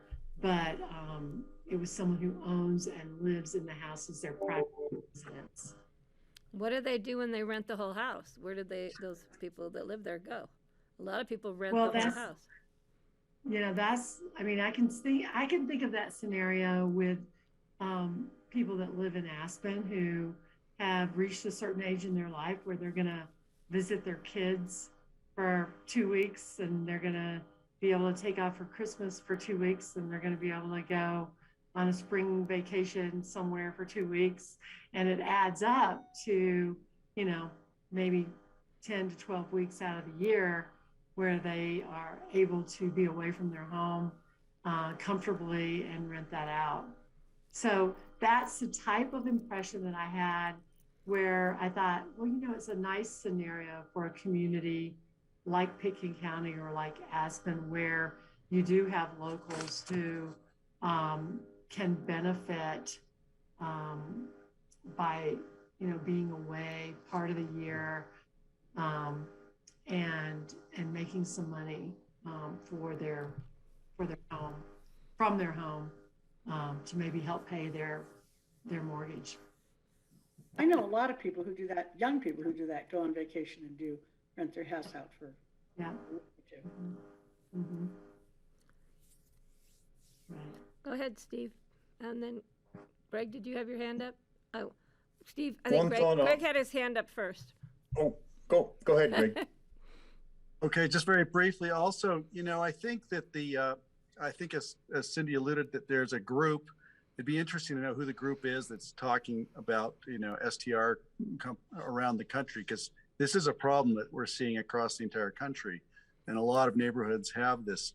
And also the companies that do the short-term rentals, the VRBOs and the Airbnbs and those, they have people doing policy work. Of course, they're going to lobby for their best interests, but I'm not sure their best interests don't align in some cases with what we may be trying to achieve. They want to preserve community also, because if things go horribly wrong, they're going to get booted out. And that's the one thing they don't want. So I'm just wondering if there may be resources at one of these companies. They might have policy papers.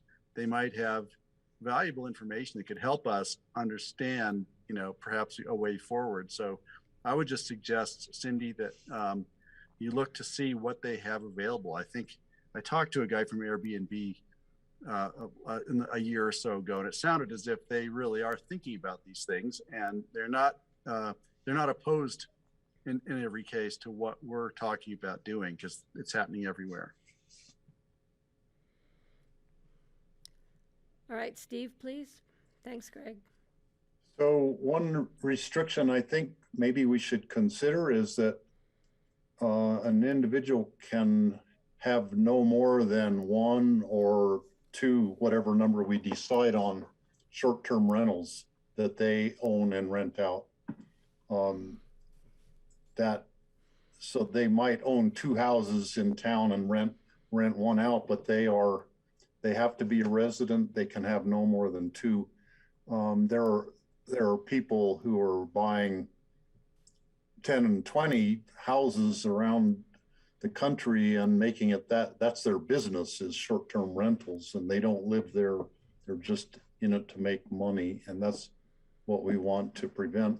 If we just limit the number, you can have no more than one short-term rental and you have to be a resident of Pitkin County, then that would have a limiting effect on the total number. Well, that's what this already does. It limits it to your principal residence. You can only have one principal residence. So if you own multiple houses and one of them is in Pitkin County and you're living in Florida someplace, you're not going to be able to short-term house here.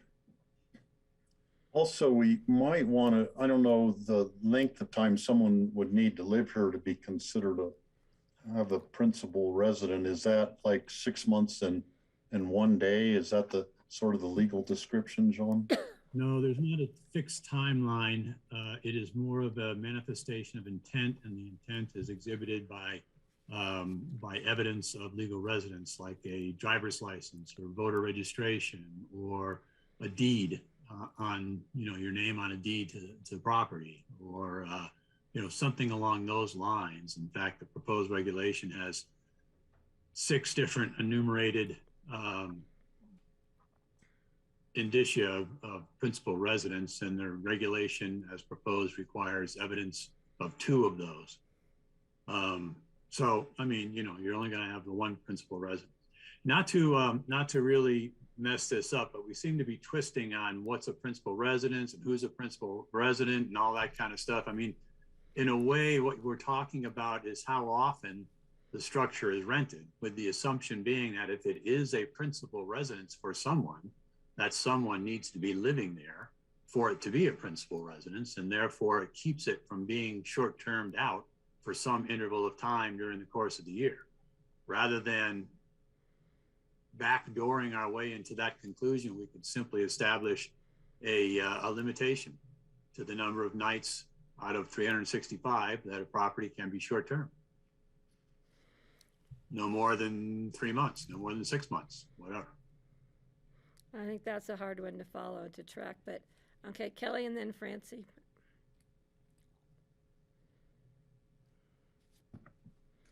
Thanks. Yeah, I don't know. I felt like what Cindy had to say was pretty compelling, and I hope we can move towards a first reading on at least these sort of initial bites at the apple, with standing up a program and with,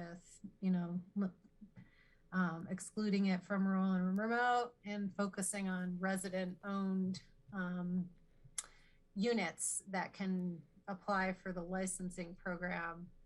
I know we're all following this, but these are there's a lot you can do to regulate short-term rentals. There is some really heavy-handedness that can go on about short-term rentals, such as requiring people to take training programs every year, and having someone on site to respond, or within a certain radius. You can limit the number that are within a square mile. There's so many things, so many ways to approach this. And again, I think that this leaves the opportunity for people to continue to rent for a longer term, wide open to anyone. So I'm just hoping we can find some agreement on this point and move this forward. Okay, Francie, did you have more comment? And then I have a comment about rural remote. No, I do not. Go ahead, Patty. Thank you. And Kelly's right. You still have the ability to rent for 30 days or more than 30 days and not have to go through this process. And I think there's not very many places on the back of Aspen Mountain that are being short-termed right now that people live in. So I think that would preclude the ones that we're concerned about. So I would rather not prohibit totally in rural remote, because I think there's some people up there who also need a little income from their private property, and they live in it most of the time. So their rentals would not be as numerous as the people who don't live back there. But I would like to leave that door open, because I think that some people might depend on that income, like Francie was saying. And a lot of them go away for 2 weeks, and that would pay for their vacation, and they don't rent them for 30 days because they're coming and going all the time. So I would rather not, and I'm not sure I can support it with the prohibition in rural remote, because like Kelly says, some of the other regulations that we're talking about will help manage that anyway. Cindy Hubin. I knew you were going to come after me after I said that. No, I'm not coming after you. I'm just saying that, the intention of the rural and remote zone district is, very much the self-sufficiency in the backcountry, off the grid, over the snow access, no expectation of emergency services, and that sort of thing. I feel like we're putting people potentially in harm's way by renting in rural and remote short term. And I feel that it was a conscious decision when the zone district was created that that kind of emergency service wouldn't be a burden on the community. So I just wanted to put that out there. I totally understand that there are locals who would love to make some money off their rural and remote properties, but it's a different bird, I think, up there given the remoteness.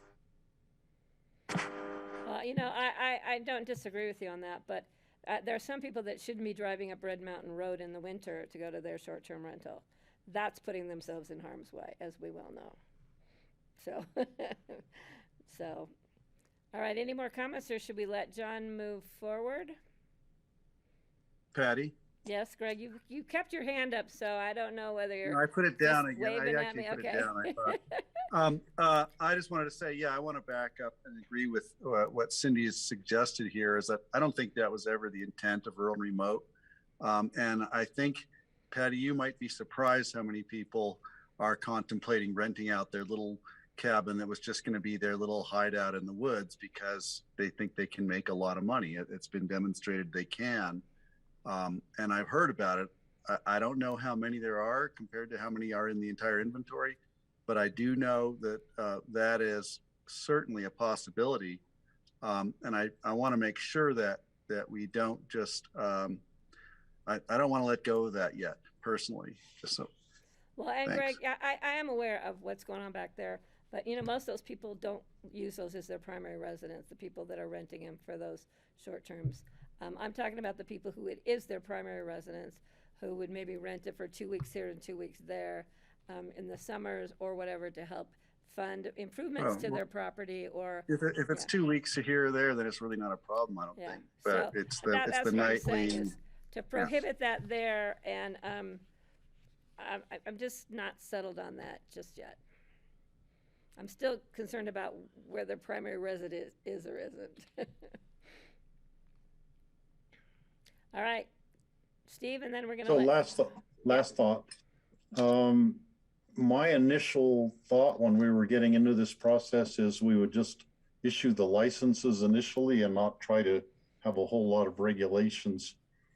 I would still like to not get too heavy-handed on the regulations at this point, but I think we have some pretty reasonable ones, but we don't want to make it so complex that the administration of it is onerous on our staff, and until we actually have the licensing in place and kind of test the waters and see how things are going, we won't really know if we need to get more heavy-handed or if we're too heavy-handed already.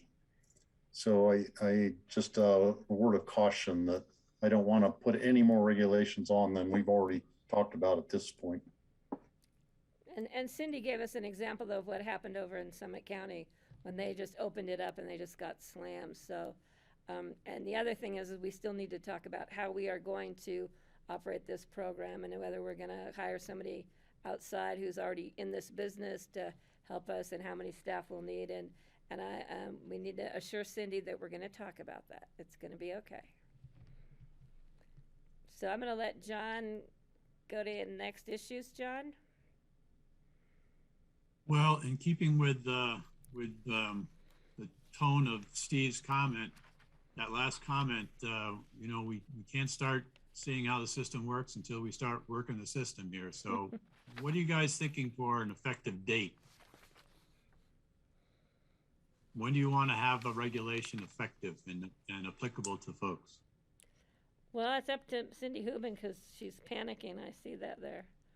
Cindy, go ahead, please. I would like to say that we shouldn't begin it until we have staff in place to, and the company in place to manage it.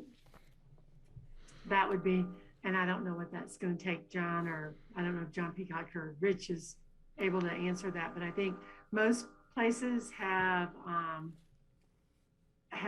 made that mistake that we've been in touch with, and they've had to throw all their resources at it. And I just can't see where, you know, definitely ComDev staff can't deal with it and also deal with the applications and the building permits, you know, that we've got backlogged already.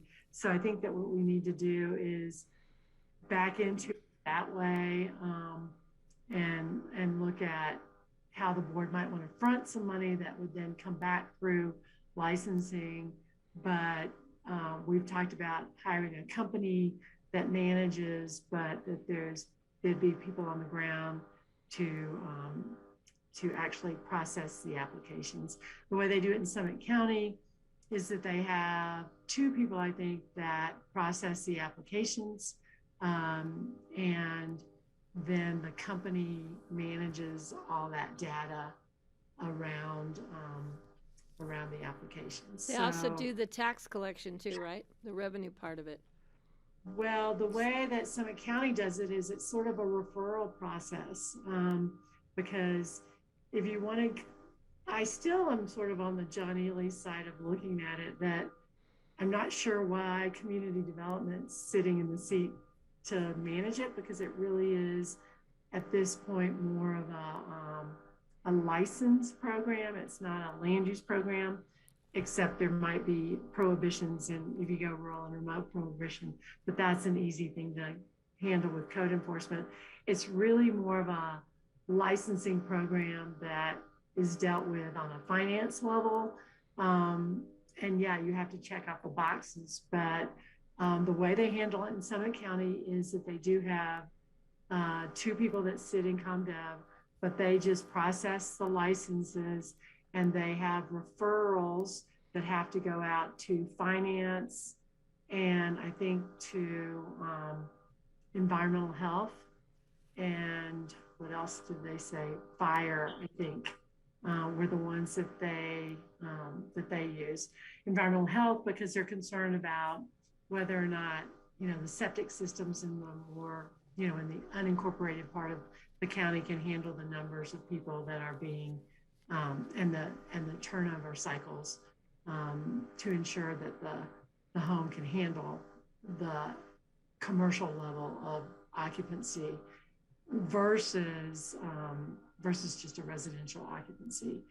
And then they also, I think, had a standard with the fire department that they had to check off on. And then finance, obviously, taking in the money and putting it in the licensing program. So, May yeah. May I jump in? Go ahead, Ellen. In addition, from a staffing perspective, there's a need for enforcement, and that I think that's a significant time commitment. And so I don't know what that looks like on our side. You know, whether it's an additional person or where that role will fall, but that's another staffing consideration. Okay. And I have a question about the timing. John, I don't know if we've ever done this or if we can do this. can we pass the regulations with a start date set out so we know what we're looking for staffing and setting that up? And then, but we've already moved the regulations through the BOCC process with a start date, say, January 15th, and we passed it December 15th. Can we do that?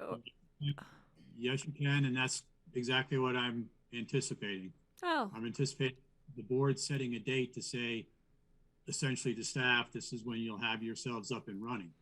It's going to be effective as of such and such a date, and expect a flood of applicants. so we'd put it in Just whatever ask us that. language we were using to pass it. We'd say start date, you know, whatever. Okay, that I think that's a good way for us to move it forward and still give Cindy some the parameters of what we're asking her to do, staffing issues, and then so we can move it forward at a certain time and get it going. Okay, Kelly, please, and then Francie. Yeah, I mean, I support front loading a budget to get this done. I would support like standing up some other infrastructure related to like a complaint form and figuring out where that gets sent to. I would suggest like a March 1st date where, that's the date where people need to stop their activities or apply for a license. Because I feel like, 3 months for hiring, we need some time for approve a budget. We need some time, the holidays slow things down. So, and I think that's like a fair timeline for people who are thinking about vacations and to get the word out to people who might be marketing short-term rentals, to have advance notice that that's the date that we're looking at. So Yeah. Kelly, will you? As where it's housed or what the role of a paid, I'm not totally clear on what the role of a paid service and staff, how they're going to be interacting, but hopefully we get that figured out by March 1st. And so you're thinking we should get this on one of our regular meeting agendas soon for first reading, and because I have a feeling we will, once we're at that point, the second read and public hearing will be hearing from the public once they know the parameters of what we're suggesting and moving forward. Okay. Francie, please. I think it would be wise to put it just a little bit later, Kelly, because I imagine there's people who already have their bookings for March. And I think it would be contentious to change that for people who've already booked this ski season. And it might take us a while. So I don't know, maybe April 1st, maybe we announce it.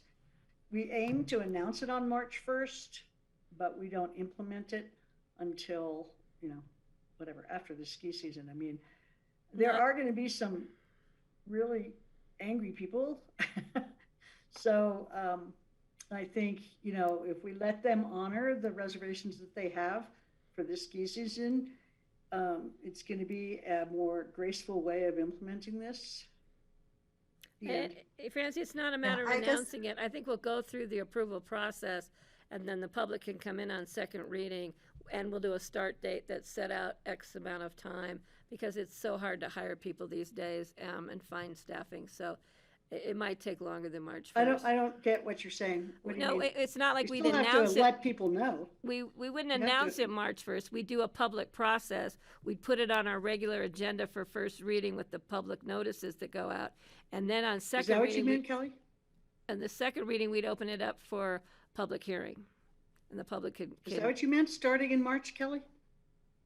So I would like to move this to first reading in the next 2 to 4 weeks, and second reading by the end of the year, and having the program in place to be accepting permit applications by March 1st. And I think that we could get like vacancy data to figure out, what is the landscape of how many have booked out that far or not, which may help us decide on a date. And I would request staff to help suss out that information from Stay Snowmass Stay Aspen Snowmass or whoever. ACRA has prior information meeting. too. ACRA's a good source of info too. Steve, please. I would support that timetable that Kelly has laid out. The sooner we have the first and second readings, the sooner the public is on notice.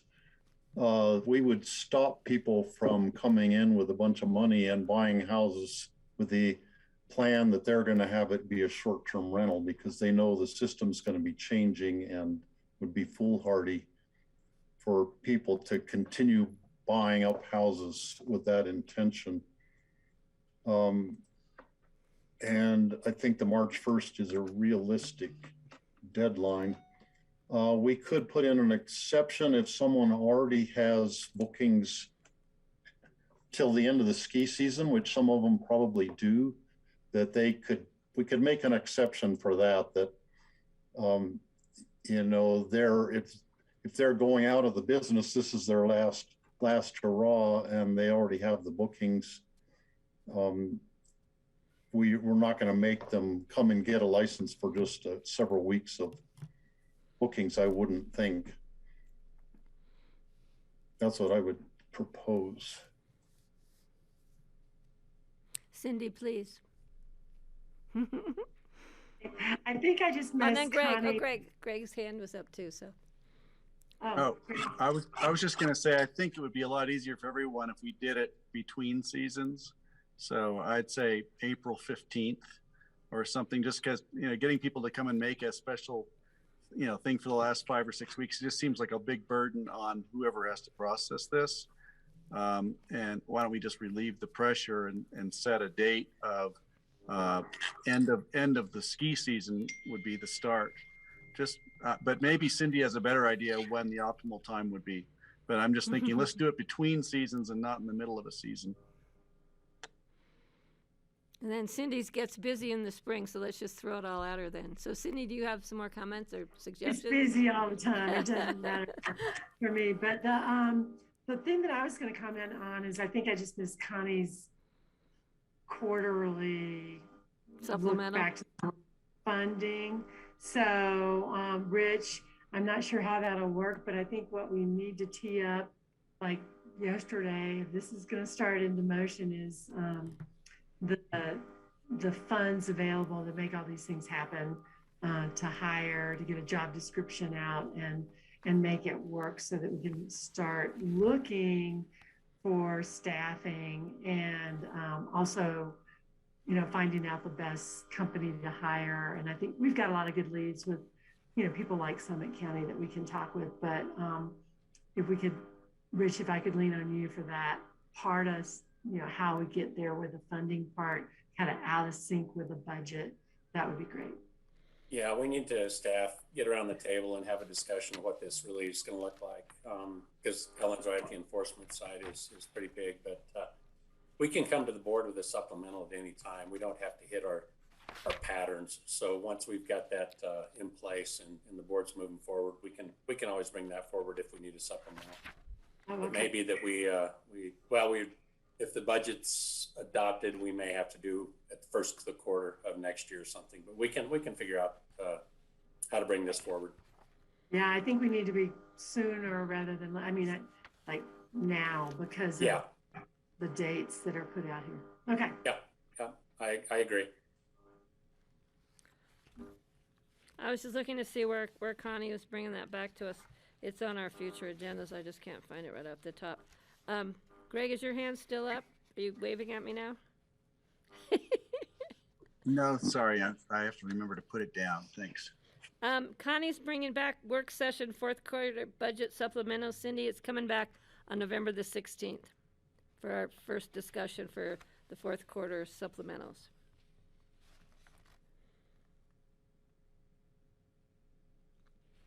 Okay, just so you know. Patty, I have something, one Steve, more please. thing. Yeah, please. I got an email from Granicus Company, which is a familiar name because I think they were operating our grassroots system or something a couple of years ago. The headline of this guy's letter says, interested in a way to monitor short-term rental to make sure homeowners are present while operating short-term rentals. And the guy's name is Mark Johnson, and he has his contact information. It sounds like someone that we should probably get in touch with just to see. It's probably a private company that has some sort of a system that we might be interested in using for this.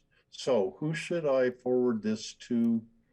Should I forward it to all the commissioners and to John Peacock, or what? Who would be the staff person to direct this to? Probably to Cindy. I've been getting that emails from that guy for a year and a half now. Uh-huh. Yeah, me too. So Cindy, would you like to, have you heard about him, and would you be interested in, yeah. Steve, why don't you go ahead and send it on to Cindy?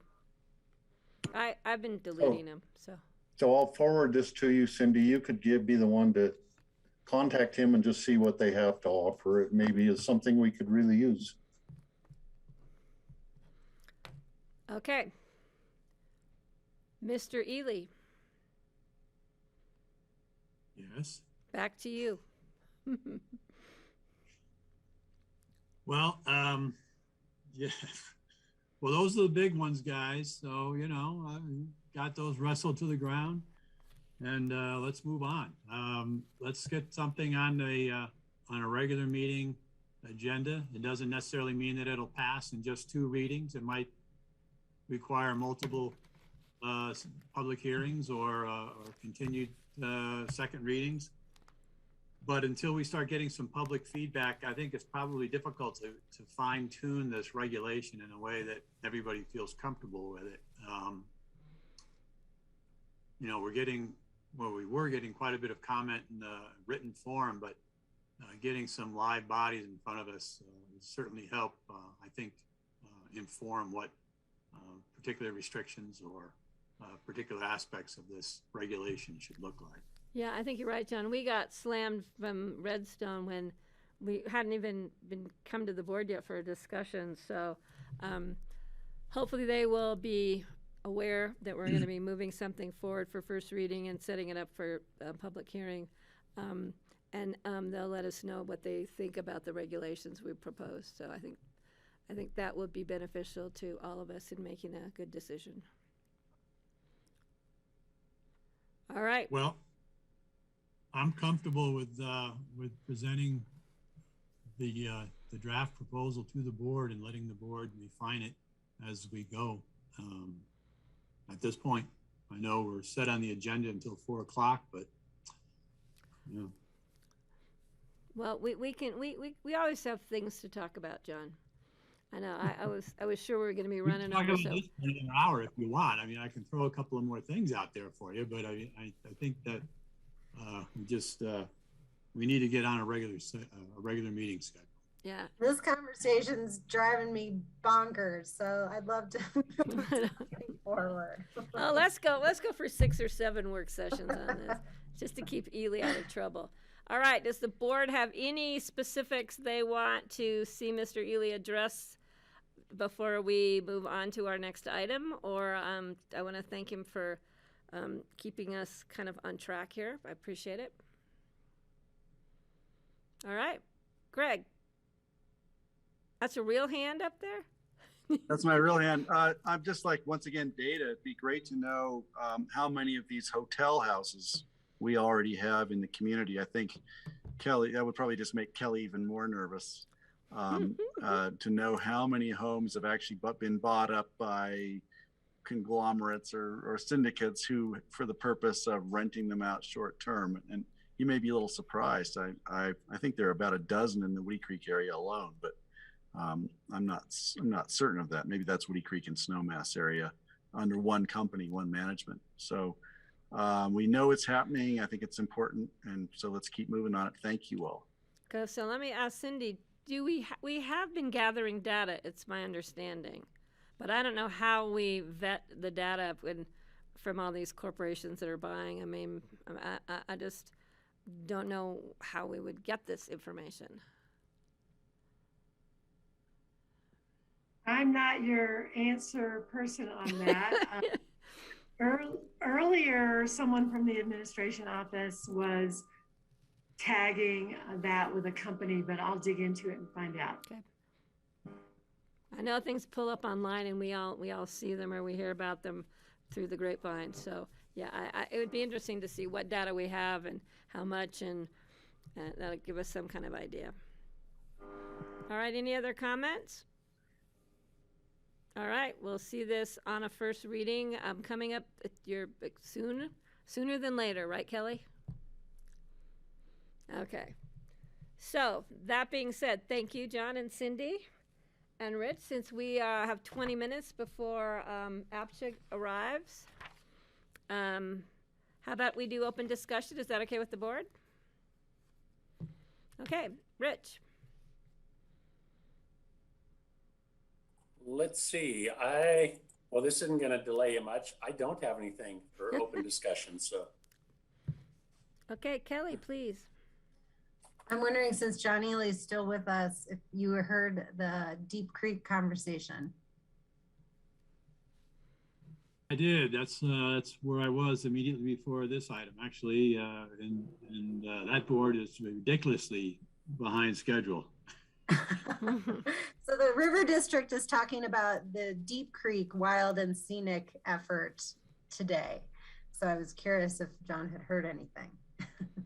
I took part in that discussion.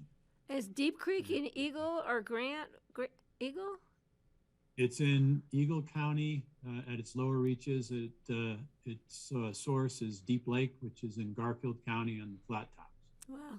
So I grew up fishing Deep Creek, but it wasn't here. It was in California. So let's make that wild and scenic, and I'll go out there and help with that effort. All right, Kelly, anything else? I have a good question for Greg and Francie.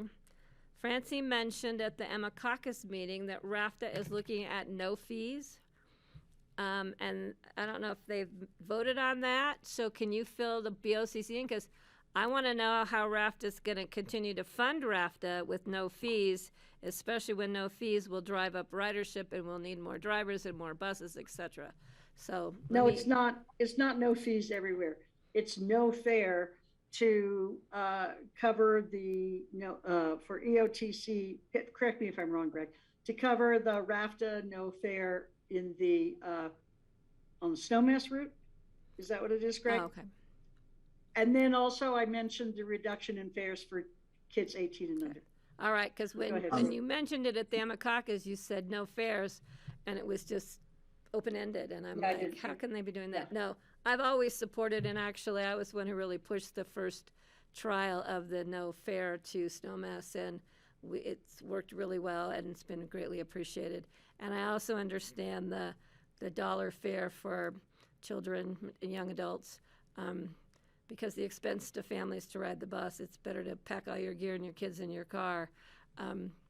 So hopefully this will help with those issues. So, Greg, do you want to say anything about it? Yeah, only the conversation's ongoing, and part of it was an equity issue. I think some down valley mayors and various council people were wondering why we were having no fare service up on our end while they didn't get it down on their end. And so RAFT has, studied it, and what we talked about as well was a reduction in fares. They could actually drop $1 or $2 off every fare, and change the fare structure between districts. So there's 7 districts between Rifle and Aspen. From District 1 to 2 could be free, for instance, and then beyond that it goes up by $1 or $2 as you go up valley. So so what they thought they could do is drop it by maybe about 20%, and they have budgeted. They are looking at the budget, Patty. That's the biggest conversation. We have some budget hawks on the board. And so we get a financial, report on this whenever a proposal like this comes forward. The upshot looks like it's going to be a $2 reduction in fares for the big hauls. If you're going from Rifle to Aspen, it goes from $10 down to $8. If you're going from Glenwood to Aspen, it's from $6 down to $4. Carbondale, so and so. So it's going to be reductions in fares. It's toward creating more equity and, yes, boosting ridership. and they are looking at they're looking at the consequences of that. So it'll come back to us, and we're going to see it again. I think it's I think everybody on the board was very enthusiastic about it because we can make it work. So stay tuned on that. And they're also, I think I mentioned already, they're working on first and last mile, big discussions on that. That's clearly front and center. If I could, for my discussion, I just wanted to point out the newest book I'm reading. I'm going to hold it up and it won't blur out. Maybe it will this time. Darn it, why does it blur out like that? This book is called Electrify, an optimist's playbook for our clean energy future. And this is, as we're all talking at RAFTA, at CORE, the conversation is about how do we get to electrification. And the wonderful thing about this book is it's written in terms which are very easy to understand, written by a girl who spent a lot of time in Aspen, Laura Fraser, helped with making it readable, and it's an MIT scientist who put it all together. This book offers an entire section on what can you do if you are a elected official, a student, a worker, a construction worker, a taxi driver. What can you personally do? So it actually offers solutions for people who wonder what they can do if we're trying to solve a carbon emissions crisis. And so I'm going to recommend it to everybody. And of course, I'm going to try to figure out a way to get a copy review for the day. Any other board have open discussion or something? Francie, please. Yeah, I just wanted to let you guys know that I had signed up for a leadership class in January, which was featuring Colin Powell as one of the teachers at it. So I'm so sad that that's not going to happen. It was from the leadership class from, I'm so ashamed I can't remember the name of the national counties. What is it called? NACO? National Association yes, of thank Counties. you. Yeah. Yeah. So anyway, Colin Powell was keyed up to be one of the presenters at that. So it's the first thing I woke up to. Was it yesterday or the day before? And I was just like, oh. I just looked across here and there's a flag next to me, and the flag's at half mast, and it took me a little while to realize it's for Colin Powell. Well, actually, it would be at half mast anyway, because Biden had asked every flag in the country to be flown at half mast for all the police officers who died in the last year. So there were 491 police officers who died in the line of duty in the last year. So he had asked flags to be at half mast for that. So it's probably both now. Yeah, and then he did mandate it for federal public buildings in honor of Colin Powell. Yeah, that was very sad, very very tough one. All right, so, Steve. I read that more police officers have died from COVID in the last year than have died in the line of duty. Right. And so does the 491, is that ones who were died with their boots on in the line of duty, were attacked? It's not or COVID.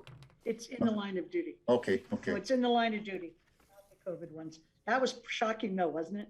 Like almost 3,000 or something police officers have died from COVID. Mm-hmm. And first responders. Yeah. All right. Do we have a happier note before we move on? Mr. Peacock is somewhere between here and nowhere land, so we hope that he's driving safely in the back seat with his computer. Any other open discussion? Well, if we need a topic a filler thing, the Messiah is going to be held this year in person. We have started rehearsals. Everybody has to be vaccinated. We are wearing masks in the rehearsal while we're singing. When we're in the performance, we're not going to be wearing masks, but we are all social distancing in the Snowmass Chapel, which has a very high-tech air filtration system that they've had in place for the entire pandemic. That's where our rehearsals are. And there will be 3 songs that are all in Hebrew that are being substituted in various parts of the Messiah, they're all based on verses from the Bible, just like the Messiah is all verses from the Bible. And it's, if we sang the first one, the other night, one of them, the 23rd Psalm, it's Adonai Ro'i. I have sung before. The guy wrote that in 1999. So he wrote these other two specifically for the Aspen Choral Society. And I think it will be a very interesting performance of the Messiah this year. I don't think we'll have quite the numbers of chorus members that we normally do, but we did actually have, I think, 7 basses the other night, and it was all like the hardcore good bass singers were all there. There was nobody missing from that group. So that was a good sign to me that we'll have a good group of singers. Okay, well, Steve, I'm going to tack on to that. My daughter, Tracy, auditioned for and was selected to perform in the Glenwood Springs Community Theater program that's coming up the middle of November. And yesterday at her first rehearsal, she was selected to sing a solo part. And now we're just trying to figure out how to manage the kids while mom's on stage. So, yeah, she's really excited about it. So I'll let you guys know when it's up and coming. If anybody wants to take a little drive, have a little date night in Glenwood Springs, I'll let you know. All right, any other comments or suggestions? Or Rich, you look like you're thinking about something. Well, I made a phone call to Diane. She is going to jump on. She's reaching out to Cindy to get her going, so they should be on here pretty quickly. I think that's probably who Cindy's talking to. All right, you know what we're gonna do? We're gonna take a 10-minute break or 9-minute break because I think we need Grassroots to help Cindy get everything set up here for her presentation. So everybody, we'll see you back at 4 o'clock. Great, Patty, Greg yes. here. Yes. I'm probably going to be in transit again, so I may have to log off, but I'll join as soon as I can. Okay, Thanks. great. Thanks, Greg, for letting me know. All right, Grassroots, we're going to take 8 minutes. So, Sydney, we need...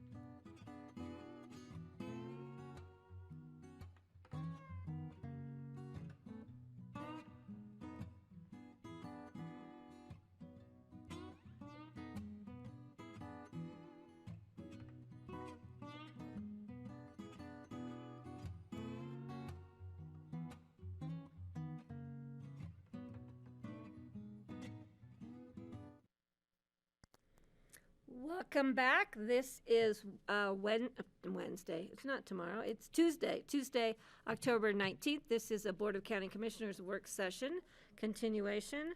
The item before us is the APSHA 2022 budget presentation. And we have Cindy Christensen here from APSHA. We have Connie Baker from the county budget. And then we have Diane Foster, who is a assistant city manager, correct? And then I'm going to let you do the honors of introducing our new and very exciting APSHA director. Yes, we do have our new executive director, Matthew Gillen, that has been with us now for 1 week, and we've loved having him. It's just been great. So this is basically his first meeting with the Board of County Commissioners. So if you have any questions, you can always talk to him. He's open to talk to everybody. So just let him know, and we welcome him. And so we have on Zoom, we have Steve Child, County Commissioner. We have Francie Jacober.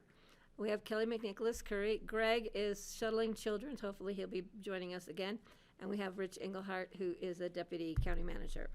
So if you'd like to say a few words before we let Cindy loose over here. Really looking forward to getting to know everybody. Very excited to be back in Aspen. Come here for many years. My wife spent a season as an instructor up at Snowmass, and we got a lot of good friends in the valley. So we're very excited to be here. I'll be by myself until January. Then my family are coming out from DC. So really looking forward to meeting and working with everybody. Thanks. And where are you from originally? I noted a little accent. American parents, but I grew up in the UK. So they were with the Department of Defense schools in England for 30 years, and they sent me to the British schools. So I ended up like this. You came back talking like this. Well, welcome. We're happy to see you and glad to have you here today. Thanks. Okay, Cindy. There.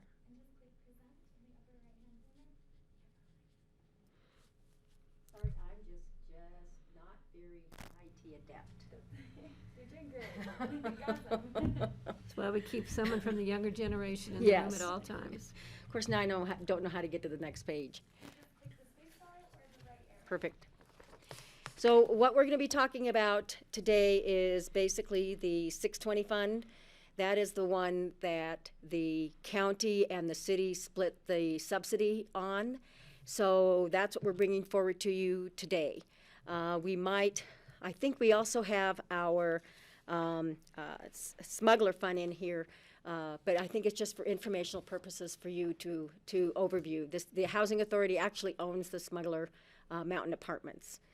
So first, we wanted to give you a couple of slides about the numbers. Currently, there's around 1,663 ownership units, 1,425 rental.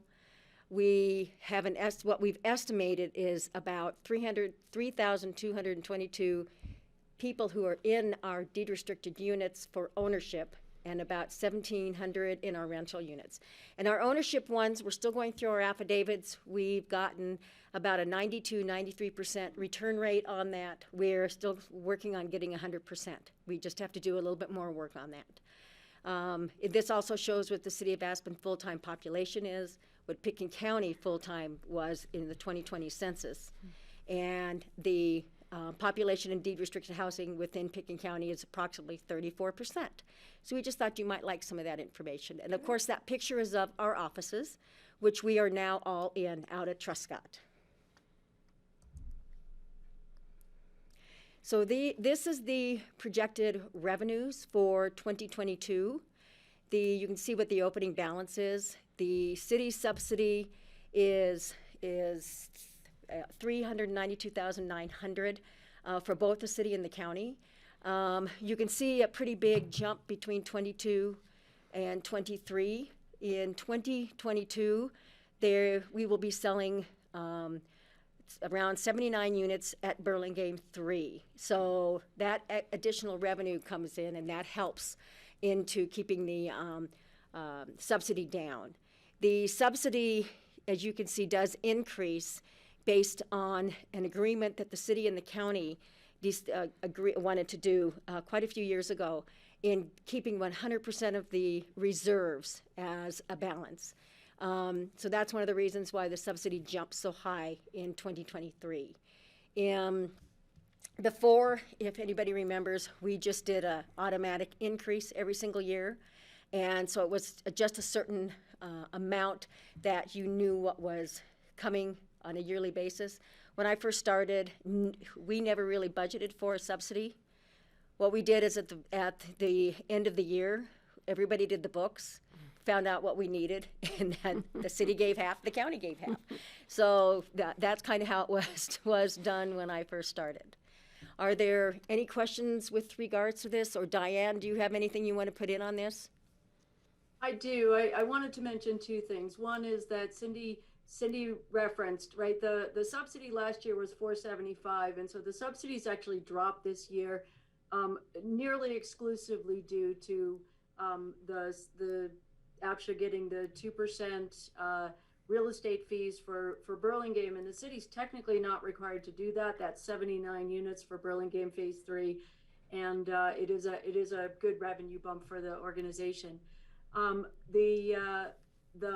did want you to know, included in here are a couple items. One is there's included in that 392 is an additional benefit for APSHA staff. So city went through and evaluated things that APSHA was paying for and not paying for. There was a benefit that wasn't being afforded to APSHA staff, so that's a making good on that. There's no makeup funds, it's just a starting in 2022.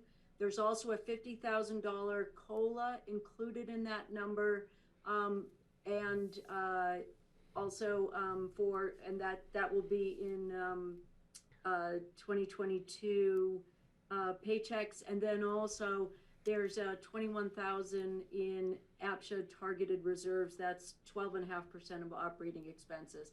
So that's just a little bit of a breakdown within there. Next slide. Wait, I have a question real quick. See if you can go back to, if not, just the other revenues. I see it decreasing from 750. Was that the money, what's that generated from? Because then it goes to zero. The other revenues are, because it was 750. I think that also is part of the sales that we've done. That 750 is probably, that's what that is the 750 is brand new sales. Okay. And this is the Burlingame one. And there's nothing projected in those out years, right, so unless right, something comes up, that number's zero. Right, and the way we're seeing new development done in the city of Aspen, they're all doing rentals. So we are no longer really realizing any of those sales fees from any brand new housing except for what the city does. Right. Or if the county wanted to do that, we could also get, if you were selling, and we could also sell those and get that as well. There are some units in the county that, like Sopris, Creek Cabins, there's a couple of units that are in the county that when they sell, we get that. So that's where that comes from. Okay. And so we're losing a lot of the revenue because of getting rental units versus ownership units, which is not a bad thing. It's just, it does affect our budget. So we don't know what'll come up in maybe those out years, and you'll get a little bump in that revenue. Right. Okay, right. Perfect, thank you. Does anybody else have any questions on that first slide?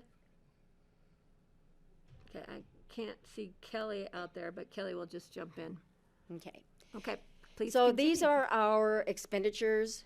You can see that there's 12.32 FTEs, and even though we have more FTEs than that, our tax credit properties cover some of the payroll on the total of our FTE, so that's why it's just showing that 12.32. And it's the main thing, as you can see, is administrative. The administrative costs are the highest. And then where we are renting right now, because the city does own the Truscott building, and we do pay rent on that building as well. And we did about a $500,000 renovation. If you haven't been out there, please come out and see our new offices. Any questions on this? All right, Steve has a question. Go ahead, Steve, please. So I'm looking at the figures in our packet, and apparently you have more updated ones that are on your slides here. The numbers are close on a lot of them, but have been adjusted as the way I'm reading it. Are you talking on revenues or on expenditures? Well, on both of them, there are some differences. And it's not, I mean, I presume that there were just some updates to what was put into our packet to Yes. what you have on your slides. Is that correct? And maybe Connie Baker, do you Yes. usually have their answer on that one? Cindy, I included the budget spreadsheet that I received, which was dated September 28th. So there may Okay. have been some updates since that one. And there have been. There were updates, and actually, I do have all my notes from the finance director. There was, they didn't have the 2% COLA in the original, and some of the overhead, Pete says, some of the overhead computations changing at the last minute, and we didn't update the subsidy increases 22 for this. So they made those adjustments. And then when you make those adjustments, it does affect the reserve amount, because when the expenditure amount grows a little bit, so does the total reserve number increase concurrently. Thank you. Sorry, my Golden's really happy that we're here. And I should forewarn everybody, Steve Child and Francie Jacoba are numbers people. And they pick up all these little numbers changes, so just be prepared for that. We will be sure that everybody I gets the updated ones. So I taught 1st and 2nd grade math, and Francie taught 7th and 8th grade math. Hers is a little higher level math than mine. But they're both on it, just to give you a We've heads got up. plenty of real world math, Steve. Yeah. All right, Cindy, please continue. Okay. These ones are mine, Diane Foster. So these are the 2022 work plan highlights. So every year the IGA, or Intergovernmental Agreement for APSHA, specifies that staff works with the board on a work plan. And so we spent probably 4 or 5 meetings on this. And for 2022, here are the real highlights. One is that the board asked that we talked about hiring a position. Where we landed was allocate $100,000, half from the city, half from the county, to hire a contract person to both research and write grants. And part of that is what we really need money for at APSHA right now is making improvements to the capital repairs. So in a 50-year-old program, some of the housing stock has deteriorated, and some of it is not necessarily the fault of the current owner. So the board has been talking a lot about how to update this in the regulations, and is being very careful about it. Having additional money, particularly other people's money, would really help on this front. Part of the exploration is we don't really know what we're going to be eligible for, because we don't, with this area is a little bit more wealthy than some. So just hiring somebody who knows this market and knows what these look like. And importantly, as Kelly kind of led the charge on this one, and the rationale is there's money that's going to be coming down the pike, and we better be ready for it. With Home Trek, thank you all for your confidence in us last year in allocating the additional funding we needed for licensing costs. If you'll remember, the Salesforce licensing costs are $126,000 a year. That's just for Salesforce. We do have some others on top of that. We did a $24,000 proof of concept this year, as we committed to doing, to look at, can we peel away some of those costs? And particularly, we're looking at, can we change the front end without changing all that really important back end functionality and security? Can we update the front end with something that costs less and look at reducing up to $82,000? The proof of concept said, yes, this is possible. We're looking in 2022 to explore a little bit more around the front end security, but we're hopeful that in 2022 we can undertake this project to actually reduce the costs. We are going to be able to shave some off of that $82,000 just in some work that our business analyst has done on saying exactly how many licenses do we need. But at the end of the day, $126,000 is a high run rate just for licensing, so we're looking at that. The good news, as your APSHA board reps can tell you, is that about a month ago, APSHA staff, Andrew Miller, presented the first set of monthly reports from HomeTrack, which was a treasure trove of data and good information, some of which you've seen covered in the press. And if you'd ever like, we're happy to come in and talk to you at one of your meetings about this, but it was exciting. And the third piece in this highlight is on the regulations. There've been a lot of regulation updates. The approach that we've taken is, instead of trying to rewrite the regulations as a whole every year, is taking on the topics that are most important to the board. So we've done a lot in the past year, and what you see on this list is some of the ones we'll be taking on. In fact, tomorrow night we're taking on changes to the ownership exclusion zone. Before I leave that slide, are there any questions on this? And I will have one more work plan highlights update. I don't see any hands, and again, I can't see you, Kelly, so you could always jump in. Great, thank you. Yes, but happy to answer Thanks, questions about my thoughts on the grant writer, which I believe I've brought to our board in the past. Yeah, I think that's a great idea and so helpful and so necessary. So Kelly, thanks for pushing that. All right. On the community engagement side, we have done a better job this year of providing more documents in Spanish. Right now, we have a buyer's and a renter's guide, which are fabulous resources. And in fact, when Cindy, Bethany, and I went and hosted a table at the Saturday market, a lot of people came and grabbed the owners and buyers and renters guides, because they provide information on not only for renting, not only APSHA managed properties, but all of the properties in the APSHA system. So we'll be doing, those are being updated right now, and we'll look to do more bilingual documentation. And as I mentioned, APSHA by the numbers, we will be on a regular basis providing more data. On seller standards for maintenance and major capital repairs, we started that in April, as the board started discussing that in April, and we've already implemented a new home inspection program.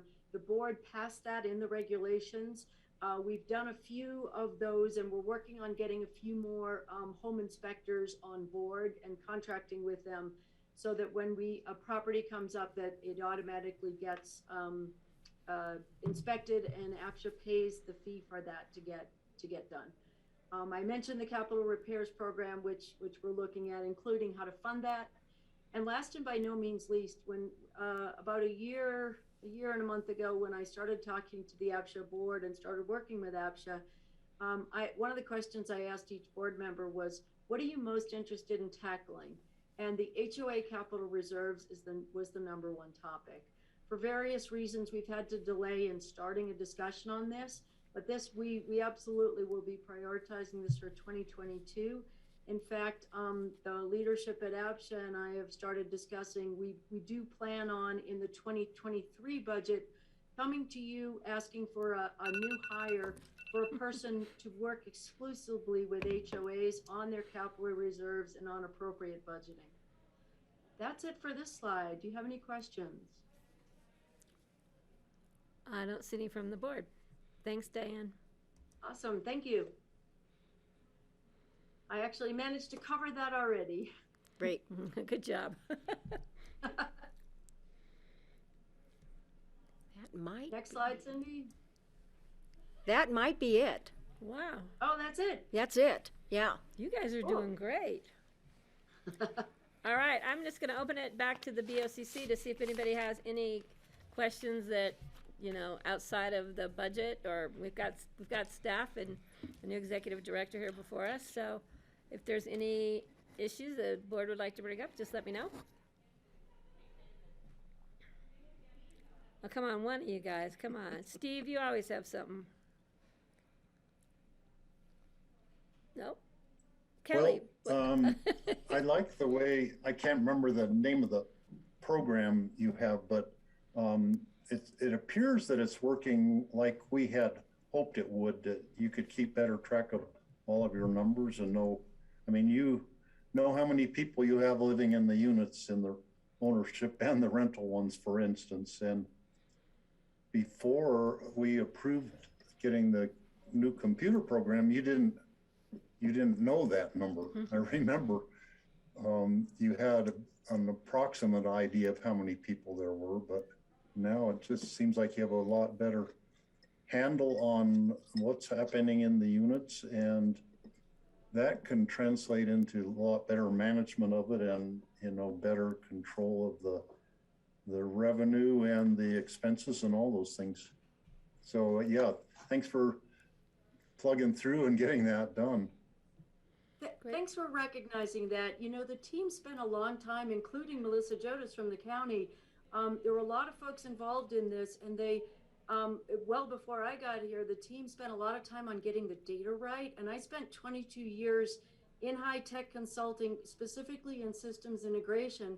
So when I joined and saw the work they were doing, I was impressed. And I will tell you, all the work they did to first launch the back end, so staff was using the system before the community started. It was actually one of the smoothest rollouts I've ever seen. We were thinking we were going to, it was going to, this is going to, all the bad things that could happen, and none of them did. Additionally, you all allowed us $100,000 in expenditures to make fixes to the system. It's absolutely a normal part. We have not spent all that money yet. And in fact, the only part of the system that's not yet launched is the lottery. And that's because we wanted to go through a third-party audit. So our auditing firm helped us find a gentleman who specializes in the Apex software, which is what Salesforce is written in. And he did an audit for the Wyoming State hunting license lottery. Which, and if you think about it, the only thing more controversial than did you get a house is did you get your elk tag? Especially if you're Wyoming. So he's doing that now, and we expect to launch. We do expect to launch the lottery part by the end of the year. But you're absolutely right. The data that this has provided to the team, and the team is really committed to using the system. In fact, Cindy just hired we are fully staffed now at 15 people for the first time since I've been at APSHA, a new maintenance guy. And when we were going around the table today and talking about staff highlights, he talked about how much he was enjoying entering maintenance requests into HomeTrek. So thanks for recognizing that. Kelly, did you have comments? I did. I'll just tag on a little bit. So we've been talking a lot about housing today and short-term rentals, I think with the housing implication looming behind that. But there was a data request that came up. I don't know if it's possible to come out of HomeTrek, and it'll help me figure out how to make that query on the form that staff created. But the request was to see if we could figure out how many people are working remotely, living in affordable housing. And that was just sort of kind of helping us try to think about, our housing need in the region, and also how work has changed. And so I'll just put that out there as something that has come up. And then also just to take the opportunity, while, to my board, to just sort of take a big picture view of APSHA's work right now. There were some real structural changes that happened over the last year and a half, and including moving the compliance cases over to a hearing officer, which I think has really allowed a lot of time for the board to actually engage in meaningful policy conversation and start to move the needle on some of these long-standing policy discussions and needs that have been looming out there. In addition to, I think we added another day a month. So we're meeting twice a month, when I think the former boards are meeting once a month, to kind of get our hands on these and for longer periods of time. So, I'm happy to be on this board. It really feels very functional, and I think everyone has a really good heart and head in it. and, you know, is just focused on getting the good work done and finding all the good ideas wherever they come. And I want to just take a moment to recognize Diane, because oh my gosh, did she like walk into a time bomb and, you know, just handled it masterfully, and, you know, just with such skill and effort and commitment. And even though this was not the job she was hired to do, we were grateful to have her for the year plus and to lead us through this recruitment and hiring process of a wonderful new director who I think is getting APSHA at a really good, you know, really good, healthy time. So thank you to all. So I'm going to just go to Connie Baker to see if Connie Baker, who's been sitting there so quietly, has anything she might want to add. Yes, you will review the housing fund in our October 26th budget meeting with the board. This is just a little preview. This is paid out of our housing fund, but with a transfer from the general fund to subsidize it. Great. And so you'll see the whole housing fund on October 26th. Great. Thanks, Connie. We'll make sure you have the right one. Yes, if Diane and Cindy will be could on send it. me a copy of the presentation, that would be great. I'll make Yeah. sure our numbers are updated. So Rich, did you have anything you might want to add? I don't. I appreciate the work and again, the effort that Diane has made with the staff, and happened to be on the interview committee whenever they hired the new director. So I do welcome him, and it's a great choice, and I think it's going to be a great addition for APSHA. So we enjoyed the partnership. So thank you for your work. Okay, Francie. I just wanted to add on to what Kelly said. When I came on this board, I was so completely overwhelmed by the amount of data. I mean, it is so numbers deep, this organization. And when Home Trek came out and suddenly I could see, oh my God, this is what we're talking about. It was really hard to tell before that. So the work on Home Trek was really incredible. But Cindy and Diane have been absolutely incredible. Every meeting, I'm just blown away by their familiarity with the numbers, the people, the addresses, all of that. It's so complex. And Diane, you have just really been incredible, and you're one of my high spots for coming into the county. Well, I think we should acknowledge that Cindy growed up this program. That, you know, she growed it up from how many years? Since 1992. Yeah. So, Steve, please. So, Cindy, I want to reassure you, I think Home Trek is right, and that there were actually no changes between what Connie had given us in the packet. What I was looking on the wrong side of where the supplemental requests were, and there are quite a few supplemental requests that were added into the what is listed as the base budget to come up with the request budget. So I think the numbers you were presenting were actually what are in our packet.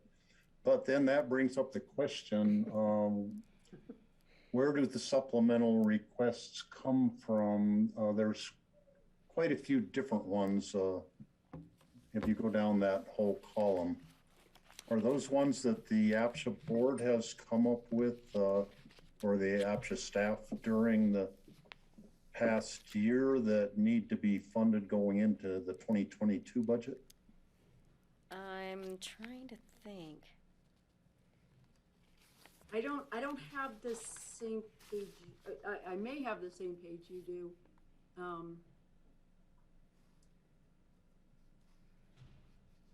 It was the supplementals that were in the presentation, correct? Well, no, I'm looking on the spreadsheet that Connie provided us. Okay. And so on the expenditures, especially their requests for, you know, some of them just several, you know, $1,000, $2,000, $9,000, smaller amounts, but all those add up to, you know, having some differences in the numbers in the final request. I see what you're saying. Like the general administrative, and realize that this is the total amount and it's half of what each pay. The employee housing charge is that, that gets housing into the, with the ability to actually be in the same pool as all the other people, as all the other City of Aspen employees to get a rental or even buy a city set-aside unit. And that's one of the biggest ones. General administrative, I'm not 100% sure, but I think that has to do with the, part of that has to do with the COLA that they're providing to us. Oh, I've got that number. So $50,000 of that is COLA, and then the 21,000 of that is the targeted reserve. Okay. And then with regards to the tax credit And properties. Yeah, and again, the county's share of that is half of that. Okay. Steve, anything else? Sorry, just a quick comment. I do want to say thank you all for your kind words. I'm glad that Francie and Patty both mentioned Cindy. Right, Cindy is the backbone of this organization. When I joined the city, I was actually afraid of APSHA. Right, it is a very large scary. and very complex program. And Cindy and Bethany Spitz both taught me everything I know about the program, and their kindness and patience is stunning. And I don't know if the community really knows the depth of how much Cindy really cares about this program. And you know, she's at work every day at 7 o'clock, and she's the last one to leave before anyone else. And I'm always shocked when she actually takes a vacation day. So it really is, she is the foundation of this program. Thank you. So Diane, that means you're no longer scared of Cindy, just like you were. Oh, no. I'm not scared of the program. Cindy, totally. I hope not. She grows on you. Trust me, I've known her for a long time through lots of different issues. So, okay, any other comments from the board? Cindy, do you have any? I don't. Just thank you. Thank you for supporting our program. Thank you for understanding what we go through, and we honestly, the City of Aspen and Pitkin County, and a lot of people don't realize that Pitkin County was the one that actually started the program, not the City of Aspen. And it really and truly is an amazing program that nobody else can even come close to. So we had very forward-thinking Board of County Commissioners and City Council in the late 70s, knowing that what we were losing. So I have to commend you guys for supporting us for that long period of time. Thank you. We're still hanging in there. Yeah, Greg, please. I see your hand up. Yeah, hey, thank you. I've been listening this whole time, but I wasn't able to be on the, on the video. But thank you. I've been listening to this. This has been great, and I'm so glad you came to visit us today. Cindy, I did want to ask, how often do you get inquiries from other communities regarding the housing program? I get inquiries, so I'm assuming you get 10 times as many. But so many people have said up and down our valley and then points beyond. What a great thing, and how foresighted Pitkin County and Aspen have been through all these years. And I'm just wondering, how often do you get inquiries about that? It goes and it ebbs and flows. There would be at one point in time we would get something once a week. It's really funny because years ago we worked really closely with Telluride. I go to the Housing Colorado Now conference, and people now say that Telluride's program is like really great. It's a copy of ours. Let's take ownership. So it's like, well, wait a minute. They're not giving us any credit because they copied it from us. And when they first did it, they did not put deed restrictions on them. So the first homes that they sold at a subsidized price were almost immediately turned around and sold free market. So they learned. But we got somebody who wanted us to go down to South Beach, Florida. I've been in another place in Florida. We have people in Canada, Whistler, that have asked us for some information. Wyoming, Jackson Hole. So it is really all over. Even even things that aren't ski towns. They ask about our program. Well, and Cindy knows that I shared our program at the Prosperity Now I'm Home conference in Providence, Rhode Island, when I was a guest speaker about Phillips Trailer Court. And everybody asked me, so Cindy was very gracious and helped me put together some information I was able to share at that conference. And people were wowed. They were like, how when did you start this? Yeah, that we were so forward thinking so many years ago, thank God. Okay, Greg, anything else, or your hand is still up? No, that's just it. Just my gratitude. Thank you. Yeah, you got me watching that hand. All So, right. Greg, at CCI, if you leave your hand up and you don't take it down, you owe a donut to the chairman. Boy, I would be like donut full today, Greg. That's for sure. I owe you a baker's dozen, Pat. No. I'm good. I got my little squash here. I think I'm good. But you have to eat them all in front of me. Don't tempt me. Don't tempt me. All right. Anything else before we close? Again, thank you. Thank you for coming. It was really nice to meet you. And welcome to our community, and we will welcome your family with open arms. It's great. It's great to have you. All right. Thanks. Thank you. Thanks all. Michaela, thank you for helping us with the technology. All right. Board of Commissioners, we have already done our open discussion, so we are done. Unless there's anything anybody has thought of that they would like to bring up before we move on. I have a Basalt Vista Homeowner Association meeting at 5. No, it's not till 6, so I'm good. All right. Thank you all. Thank you for making my day go so smoothly. Kelly, thank you. I hope you're feeling better. And tomorrow we have canceled our IT meeting at noon. And then, Kelly, you will not be here on Thursday for the agenda meeting? Or will you? Sure if I'll be back Just keep me in the loop because I'm free, so I can help you out. No problem. Thank you. All right. Thank you all. All right, everybody have a good night. Cheers. Take care. Talk to you later. Steve, good travels. Greg, have fun.